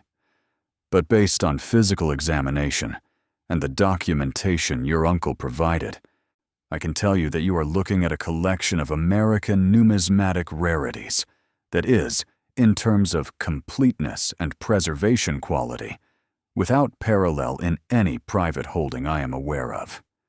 She looked at Clara directly. "The gold bullion adds a substantial additional value that doesn't require any numismatic expertise to calculate. It's weight times spot price, and your uncle appears to have accumulated approximately 400 troy pounds of it." She paused.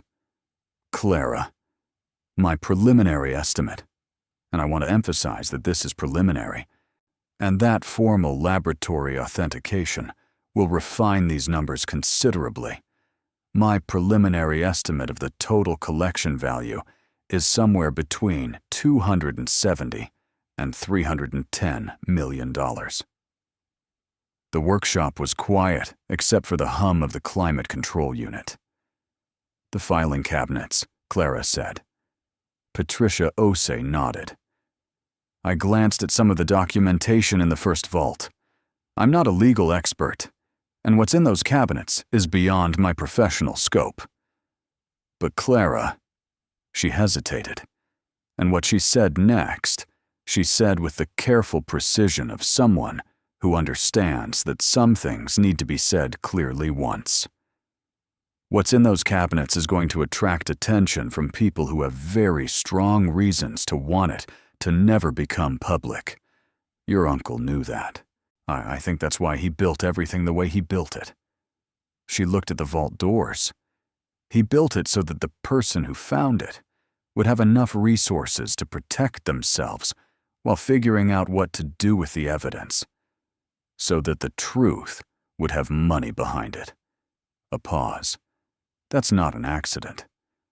Clara sat with this for a moment. Then her phone buzzed on the workbench. Unknown number. She answered it. The voice on the other end was male, measured, carrying the calibrated calm of a person who has practiced delivering messages that are meant to be frightening without ever rising to the level of legal threat. Mrs. Dawson, I hope you're enjoying your visit to the Webb property. I wanted to reach out before things become unnecessarily complicated. My client has an interest in certain documentation that may be present on the property, documentation of a sensitive historical nature. My client is prepared to make a very generous offer for the property in its entirety, contents included, at a figure that would eliminate every financial concern you currently face and establish you very comfortably for the rest of your life. A brief pause, timed with professional precision. My client would appreciate a decision within 48 hours. These opportunities have a tendency to become more complicated after a certain period of time. I'm sure you understand. The call ended before Clara could respond. She looked at the phone in her hand. She looked at Patricia Osei, who had heard enough to read the situation in Clara's expression. She looked at the vault doors. Then she looked at the window of the workshop, through the gap in the panel, at the Ohio sky going gray with afternoon cloud. The 48-hour clock had started, and Clara Dawson, cafeteria worker, widow, woman of $847 and a 4-month window before foreclosure, put the phone face down on the workbench, picked up her pen, and said to Patricia Osei, "Tell me exactly what we need to do to complete your authentication as fast as possible." "You're not going to take the offer," Patricia said. It was not quite a question.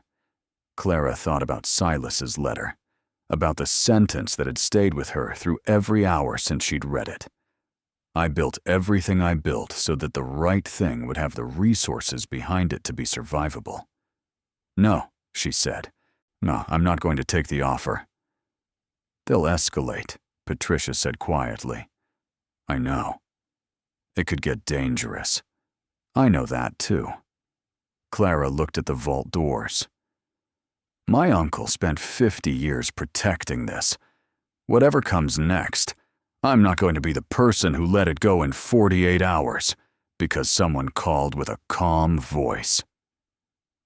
Patricia Osei looked at her for a long moment, with the steady assessment of someone evaluating a situation at its true level of seriousness. Then she nodded once, picked up her legal pad, and said, "Then let's get back to work." Outside, somewhere on County Road 14, the silver SUV was still parked. And somewhere beyond it, in an office in Columbus or Cleveland, or somewhere further, a person with a calm voice was waiting for an answer that was not going to come.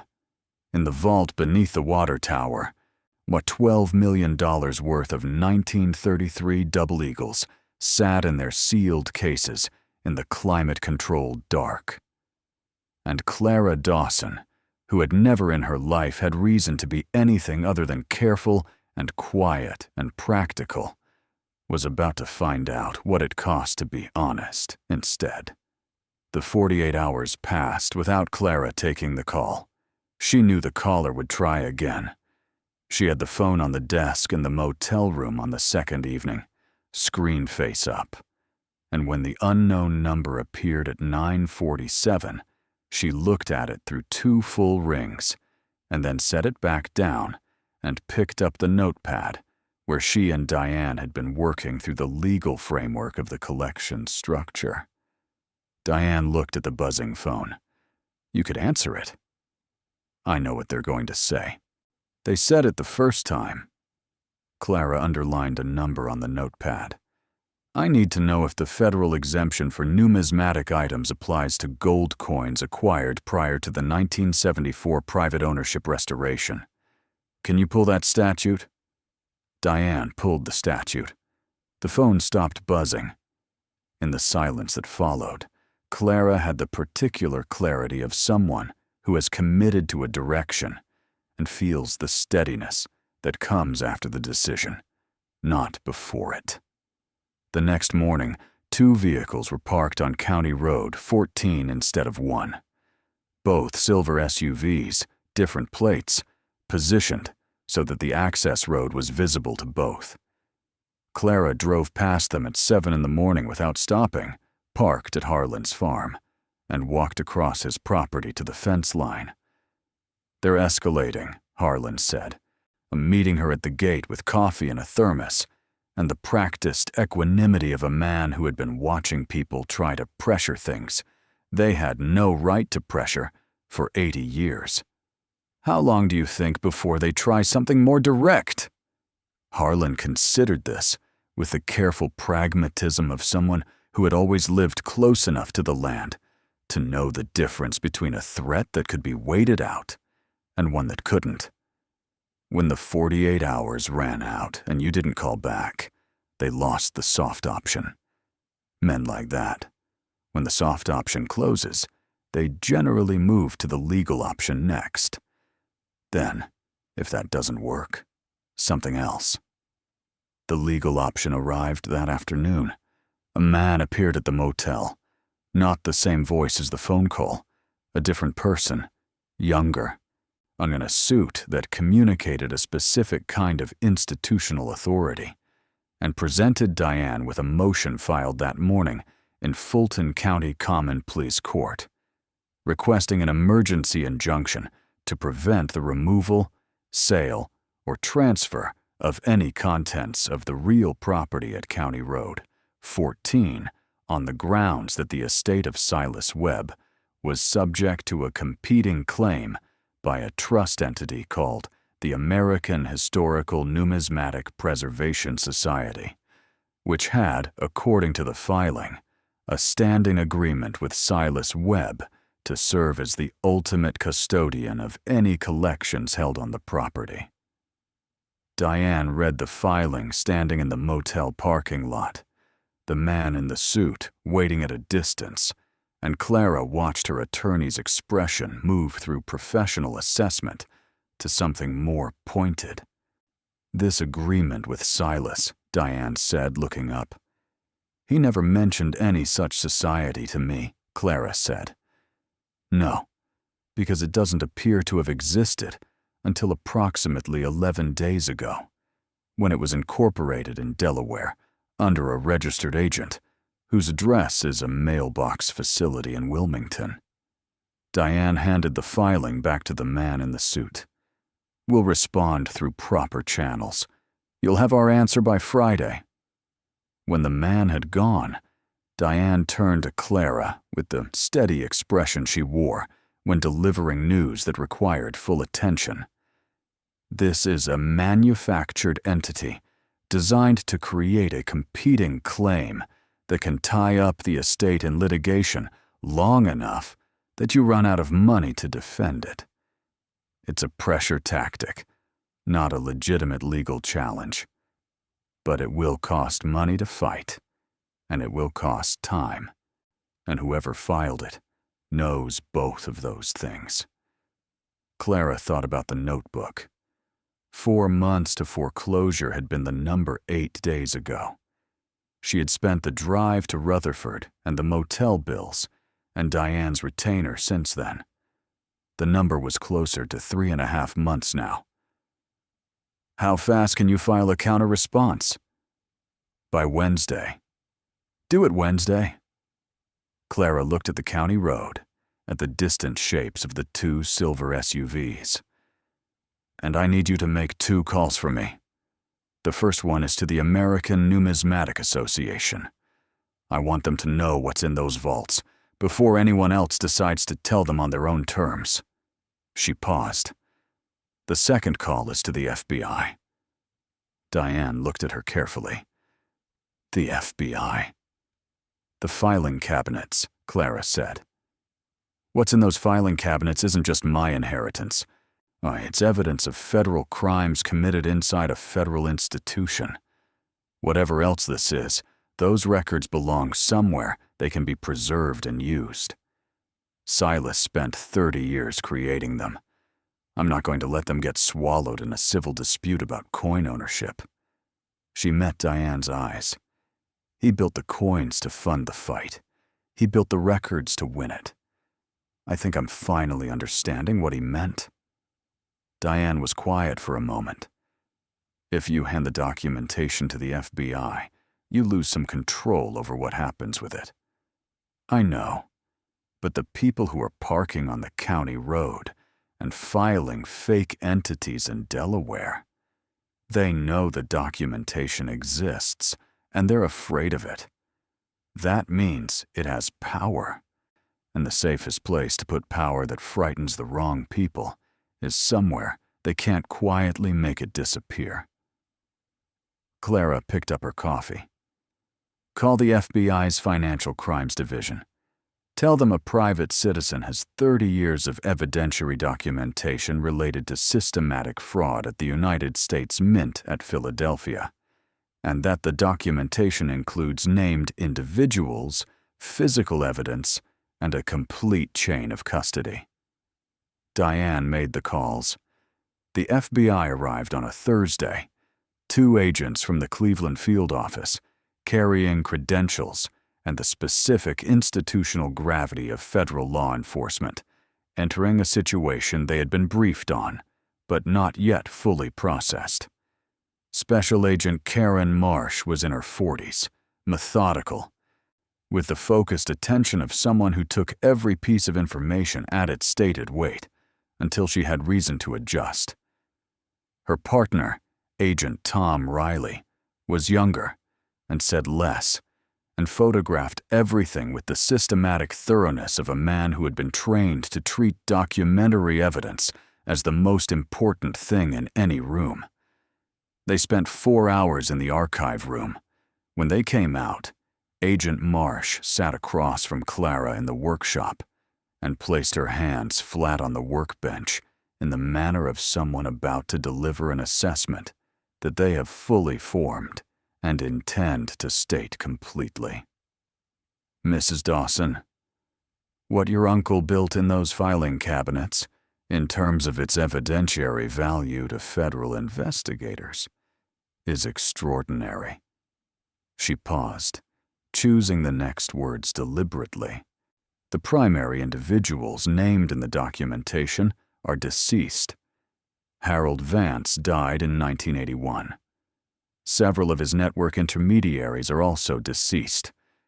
However, the institutional record, the documentation of the mechanism by which federal property was systematically diverted over a 20-year period, that record has significant historical and investigative value.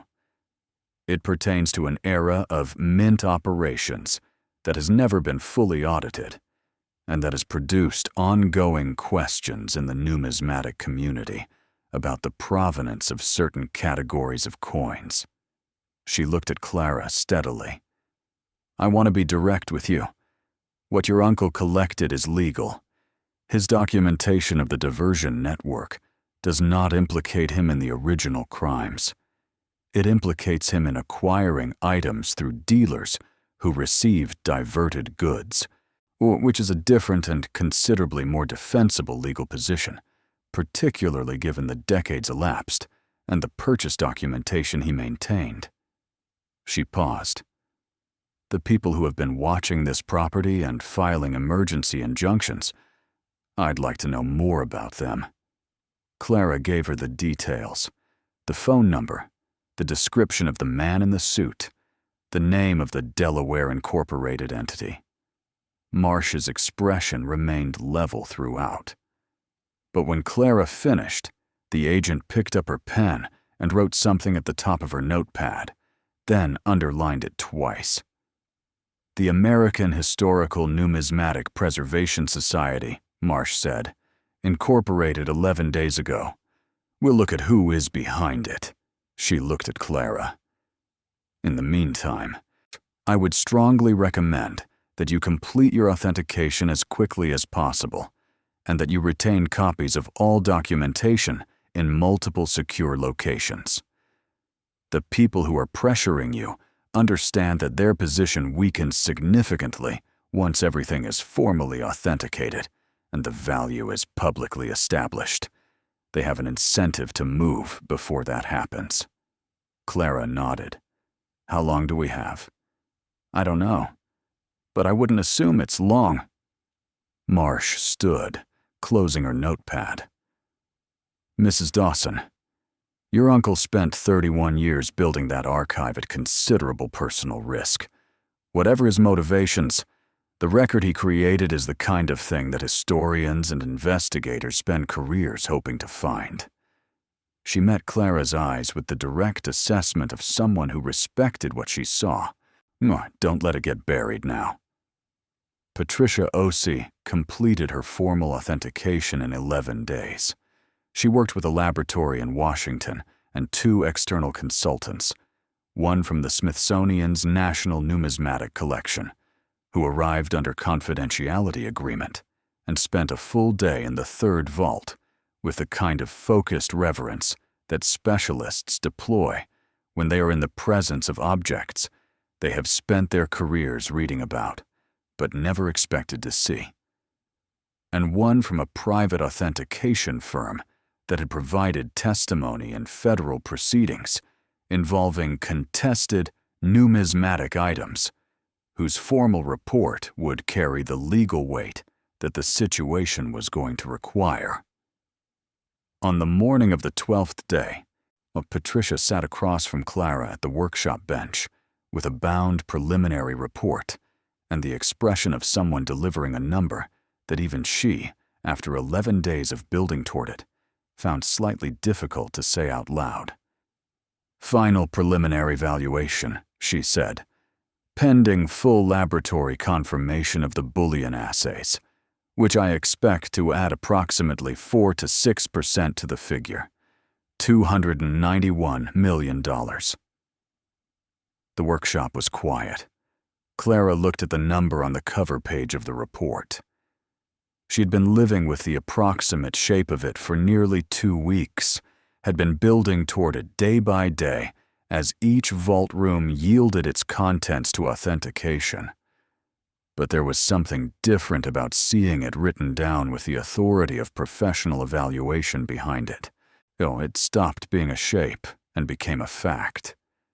$291 million. The water tower on 14 acres of Ohio scrubland that the county had condemned, that Gary Walston had valued at $65,000 net on a good day, that Dennis had called a liability, that Meg had called unrealistic, that the entire structural logic of Clara's financial life had been collapsing toward.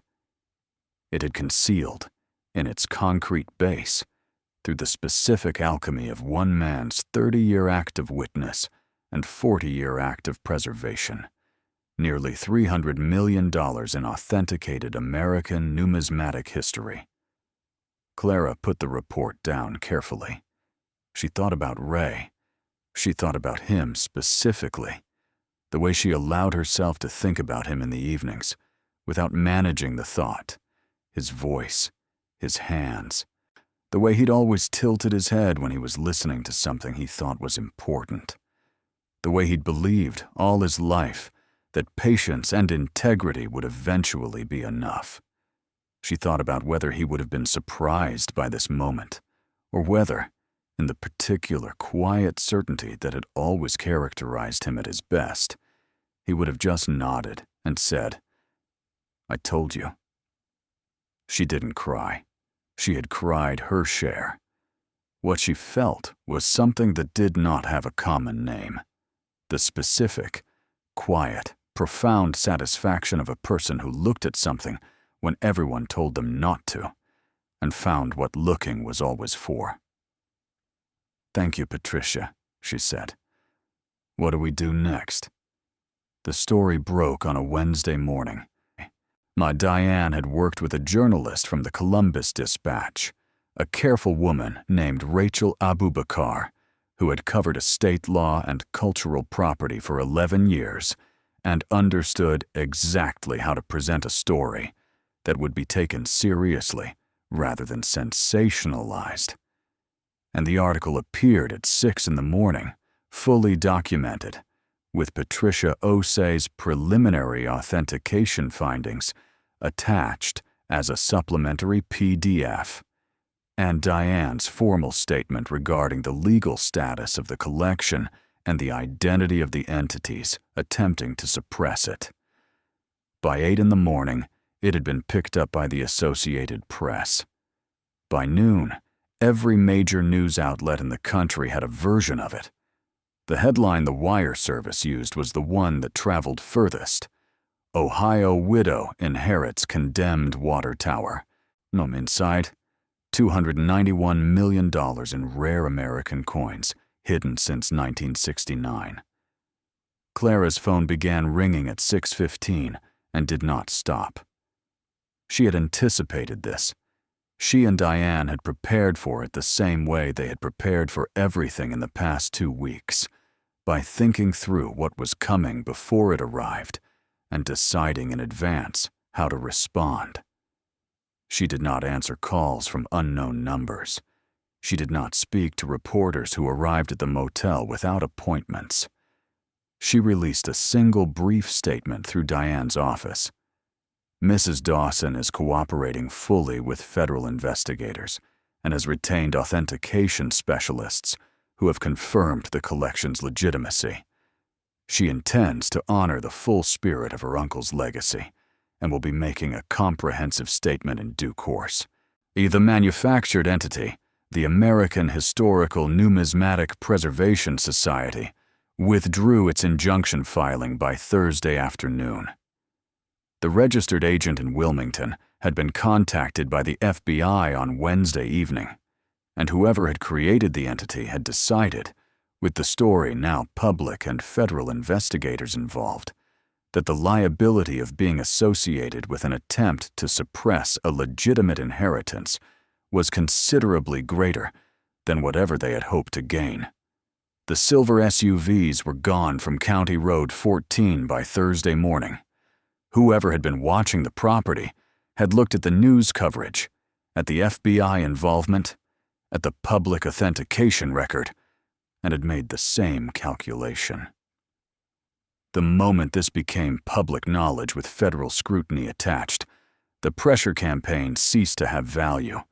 But they had been betting on Clara's isolation, her lack of resources, her financial vulnerability, her inexperience with the kind of institutional opposition they could bring to bear. What they had not counted on was that she would move faster than they anticipated, and that she had Silas's archive behind her, which the FBI now had copies of, and that there was nothing left to suppress that had not already been submitted to parties with the authority and the interest to preserve it. The phone call from Dennis came on Thursday afternoon. Clara was sitting at the motel desk, reviewing the draft of a longer public statement, when his name appeared on the screen. She looked at it for a moment. She answered. "Clara." His voice was different from the last time. The settled authority was gone. What was left was something smaller and more uncertain, like a man standing at a distance from a situation he had badly misjudged and trying to find an angle of approach that didn't require him to acknowledge the misjudgment directly. "I saw the news.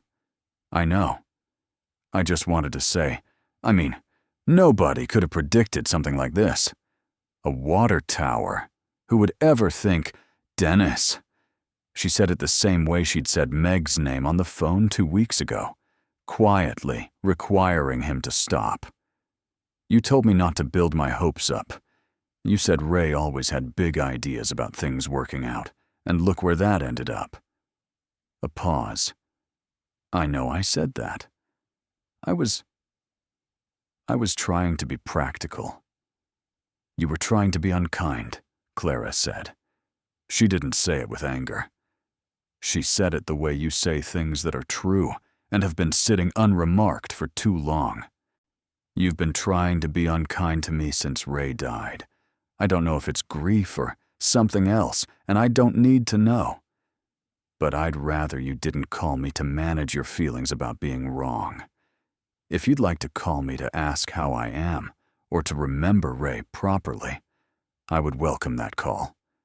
Another pause. Longer this time. I'm sorry, Clara, Dennis said finally, in a voice that was smaller than she had ever heard from him. About Ray, about everything I said. You didn't deserve any of it. She accepted the apology. She meant the acceptance. And then she set the phone down and went back to the statement she was writing, because there was still work to do, and she had never found that dwelling on the vindication served any purpose that actually mattered. Meg flew into Columbus on Friday evening and drove to Rutherford in a rental car, arriving at the motel at 9 o'clock. She knocked twice before Clara opened the door, and when the door opened, Meg stood in the parking lot, light looking at her mother with the expression of a person who has spent a week recalibrating everything they thought they understood about their own family. I should have come sooner, Meg said. You're here now, Clara said. Come in. They sat at the desk and the edge of the bed and talked until 1 in the morning. Not about the collection, not about the numbers, not about any of the practical things that had consumed the preceding 2 weeks. They talked about Ray, which was what they had not properly done together in the 9 months since he died, because grief in a family tends to make everyone its own island, when islands do not naturally find each other across water. Meg cried. Clara sat with her the way you sit with your child when they are crying about something real, present and steady, and not trying to shorten it.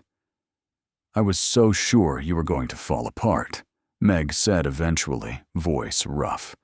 After Dad died, I thought without him, you wouldn't know what to do.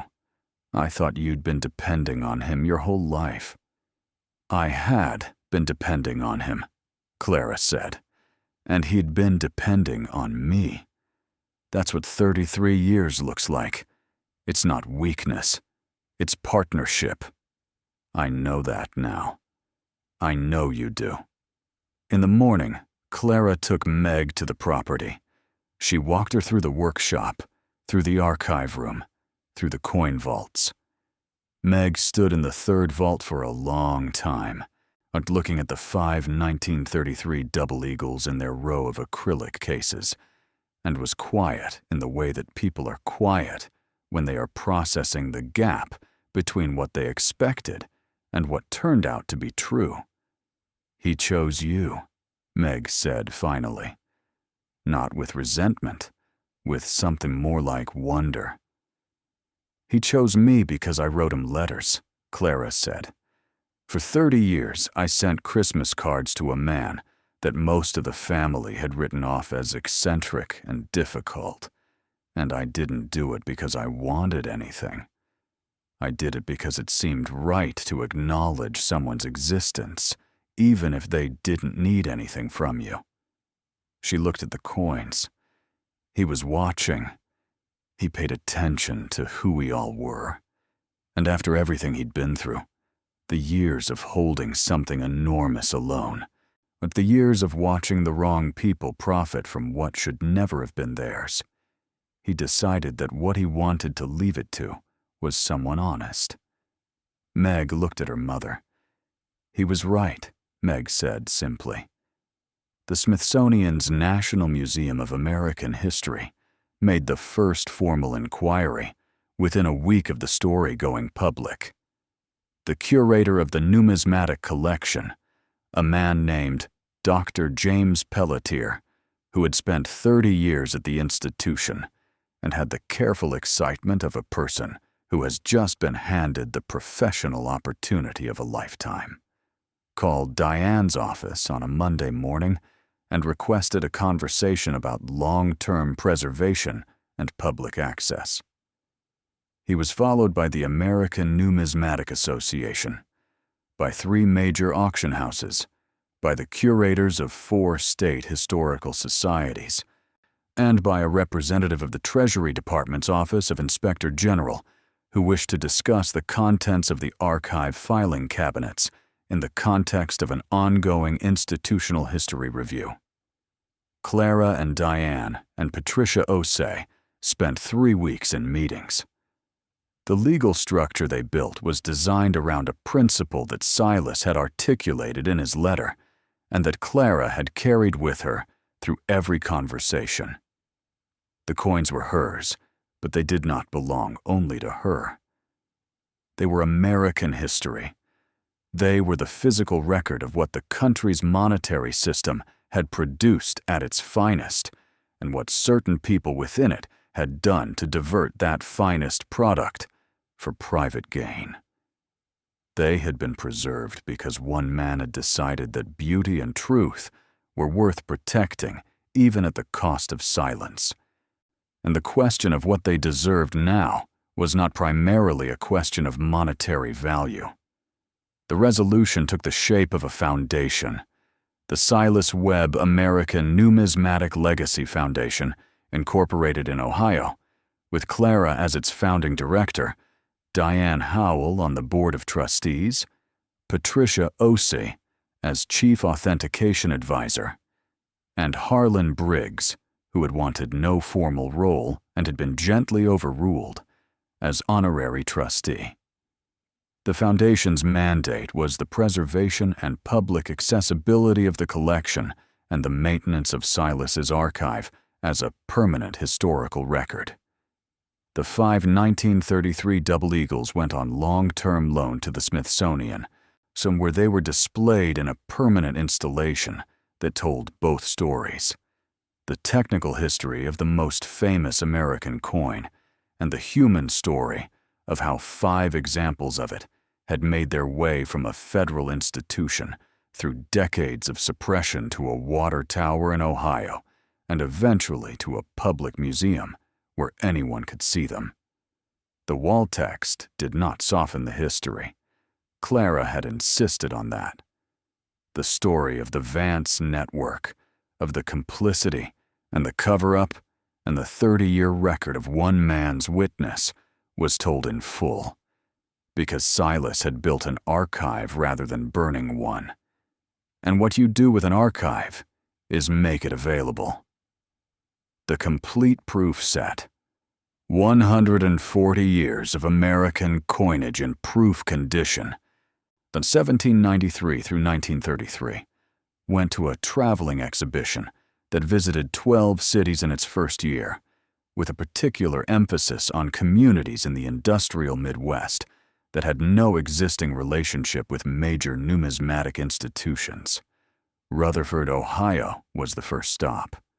The gold bullion was liquidated through a Treasury-approved process, and the proceeds used to establish the Foundation's permanent endowment, generating annual revenue sufficient to fund the collection's maintenance, the exhibition program, and a scholarship fund for students pursuing American history and museum studies at Ohio State universities.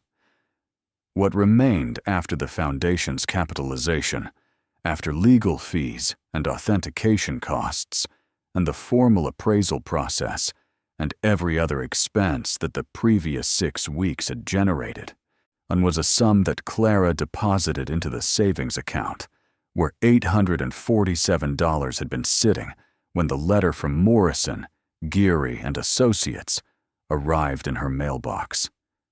The sum was substantial. She used the first transaction she made from it to pay the mortgage arrears on the house on Birchwood Avenue in Youngstown. 3 months of payments, the accumulated penalties, the interest charges. She wired the total amount to the mortgage servicer on a Tuesday morning in April, sitting at the desk in the motel room where she'd spent the most consequential weeks of her life, watching the confirmation number appear on her screen. $847 to fully current in one wire transfer. She called no one to tell them. She sat with it quietly, the way she'd sat with every hard thing across the past 9 months, by herself and present to it, not needing it to be larger than it was. Ray would have made coffee, she thought.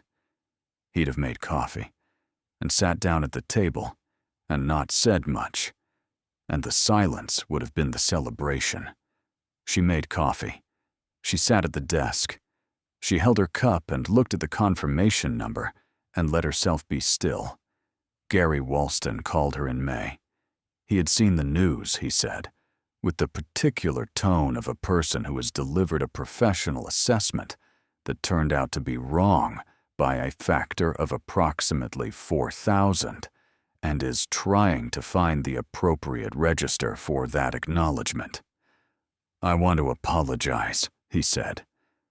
"I told you that property was a liability, and I said you'd be lucky to get 65,000 net." "You were assessing based on what was visible," Clara said. "That's your job." "I missed it by a considerable margin." "You did," she agreed pleasantly.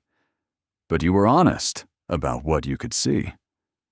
That matters more than being right about what you couldn't." He was quiet for a moment. "You're being very gracious about this."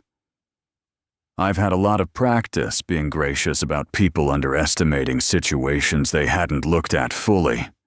She paused. "Gary, do you represent any properties in Rutherford that might be suitable for a foundation headquarters? We're going to need permanent administrative space, and I'd like it to be local." There was a pause. And then she heard in his voice the precise sound of a man who understood that the world had shifted and that he was being offered the chance to be part of where it had shifted to. "I know just the property," he said. The town of Rutherford did not transform overnight. No town does, and Clara had lived long enough to be skeptical of stories where a single windfall rearranges a community's fate in the span of a news cycle. What happened in Rutherford was slower and more durable than that.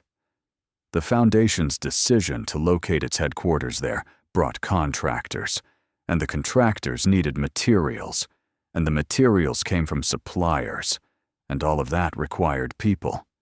The traveling exhibition drew visitors, and visitors needed places to stay and eat, and the motels and the diner on Main Street had customers on weekends who hadn't been there before. A story about a water tower and a widow and nearly $300 million in hidden American history turned out to be the kind of story that makes people curious about the place where it happened. And curiosity, when a town is ready for it, has a compounding quality that statistics don't fully capture. Harlan Briggs, who had farmed the same quarter section for 41 years and had watched Rutherford decline with the steady patience of a man who had decided to stay regardless, said it best one afternoon in June when he and Clara were walking the property fence line in the early summer heat. "Silas used to say this place was a good town that had lost its story," Harlan said. He said every town needs a story to believe in itself, so not a myth, a real one, with complicated parts and people who weren't all heroes. He looked at the tower, at the Foundation's new signage on the chain-link fence. Modest, tasteful, Silas's name in clean sans-serif lettering. I think he always meant this to be the story. He just needed someone honest enough to tell it. Clara looked at the tower. It had been structurally assessed by an engineering firm and found to be, as she had suspected from her first hour on the property, in substantially better condition than the 2019 county flag had suggested. The corrosion was surface level. The underlying steel was sound. The foundation, built to WPA standards in 1941, was not going anywhere. The tower would stand. She thought about the specific quality of the day she'd arrived in March.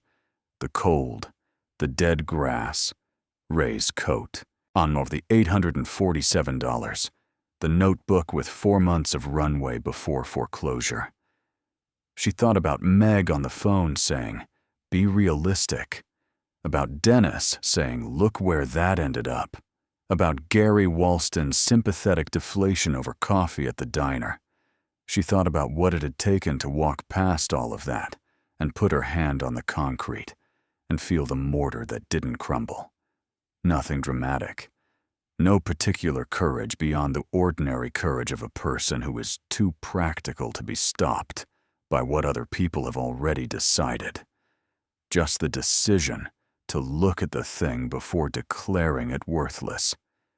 Just the willingness to pull the ivy away and press your thumb against the wall and ask why the mortar was different. She had Silas's letter in the inside pocket of Ray's coat.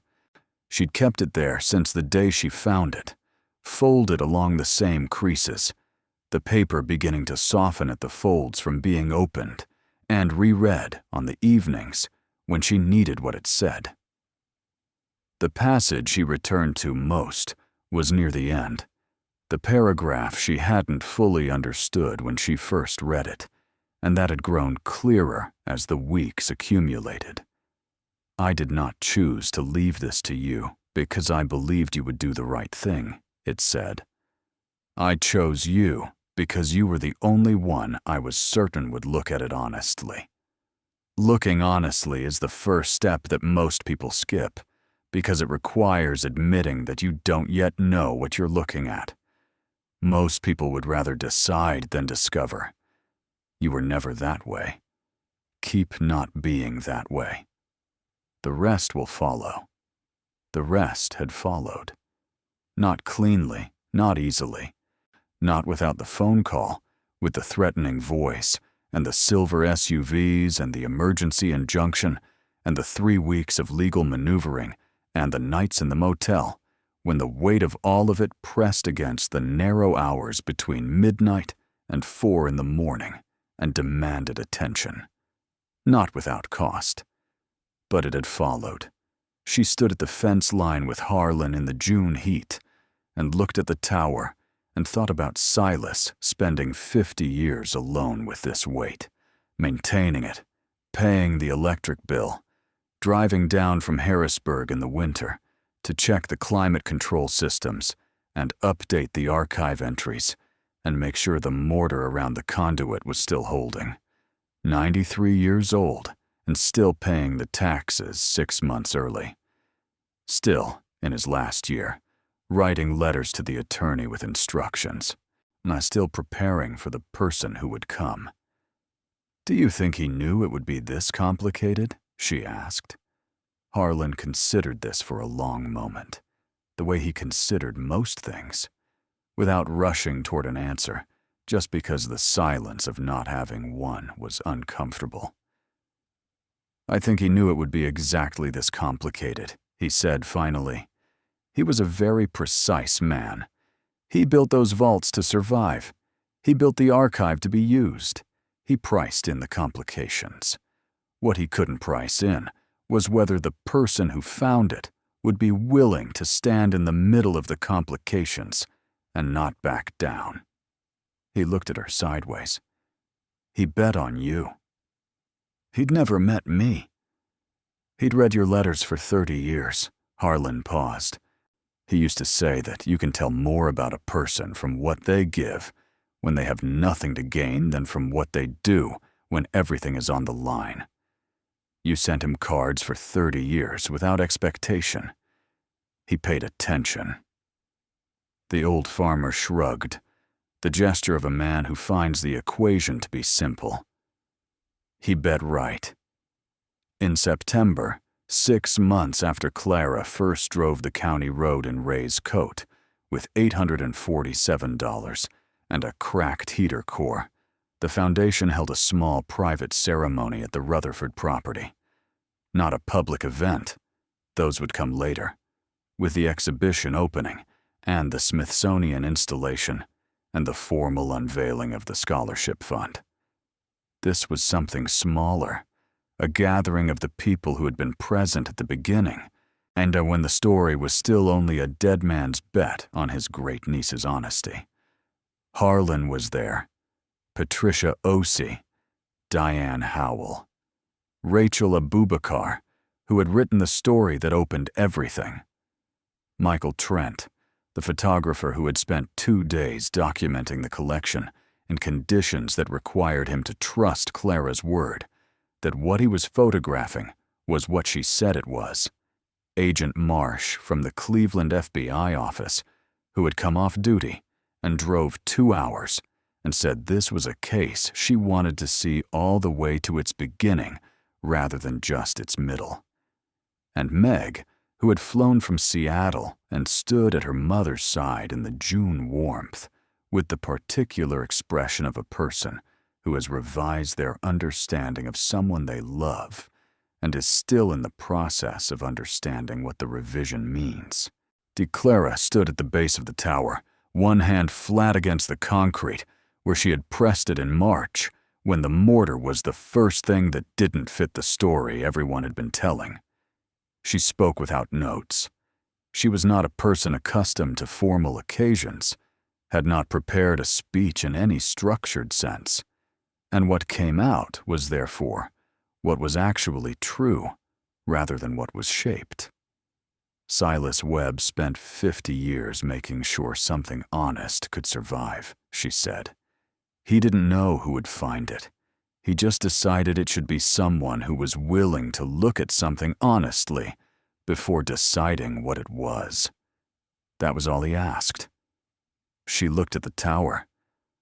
I don't think I deserve any particular credit for being that person. I just didn't stop when people told me to stop. I didn't accept other people's assessment of something I hadn't seen for myself. She paused. That's not heroism. That's just not giving up the right to look. The gathered faces reflected the late afternoon light and the particular quality of attention that people bring to things that are true. Ray would have loved this, she said, and the honesty of it was enough to make Meg reach for her hand. He believed, his whole life, that if you did the right thing and kept your eyes open, the world had a way of eventually showing you what you were looking for. He never got to find out if he was right. She looked at the tower one more time. I think he was right. She pressed her palm flat against the concrete. The mortar held firm. The tower stood. The tower, the Ohio sky above it, was the particular blue of a September evening in the flat middle of the country, wide and unobstructed, and carrying the first suggestion of autumn in its temperature. The same sky that had been above this field for every one of the 54 years that Silas Webb had paid his taxes and maintained his climate control systems and waited for someone to come. The right person at the right time. Clara Dawson, 58 years old, widow, former cafeteria worker, one honest person in the family, had come. And the water, exactly as Silas had promised, had finally found where it needed to go. Thank you so much for watching until the end. If you loved this story, check out the other videos on your screen now. I think you'll really enjoy them. And don't forget to subscribe if you haven't already. See you in the next story.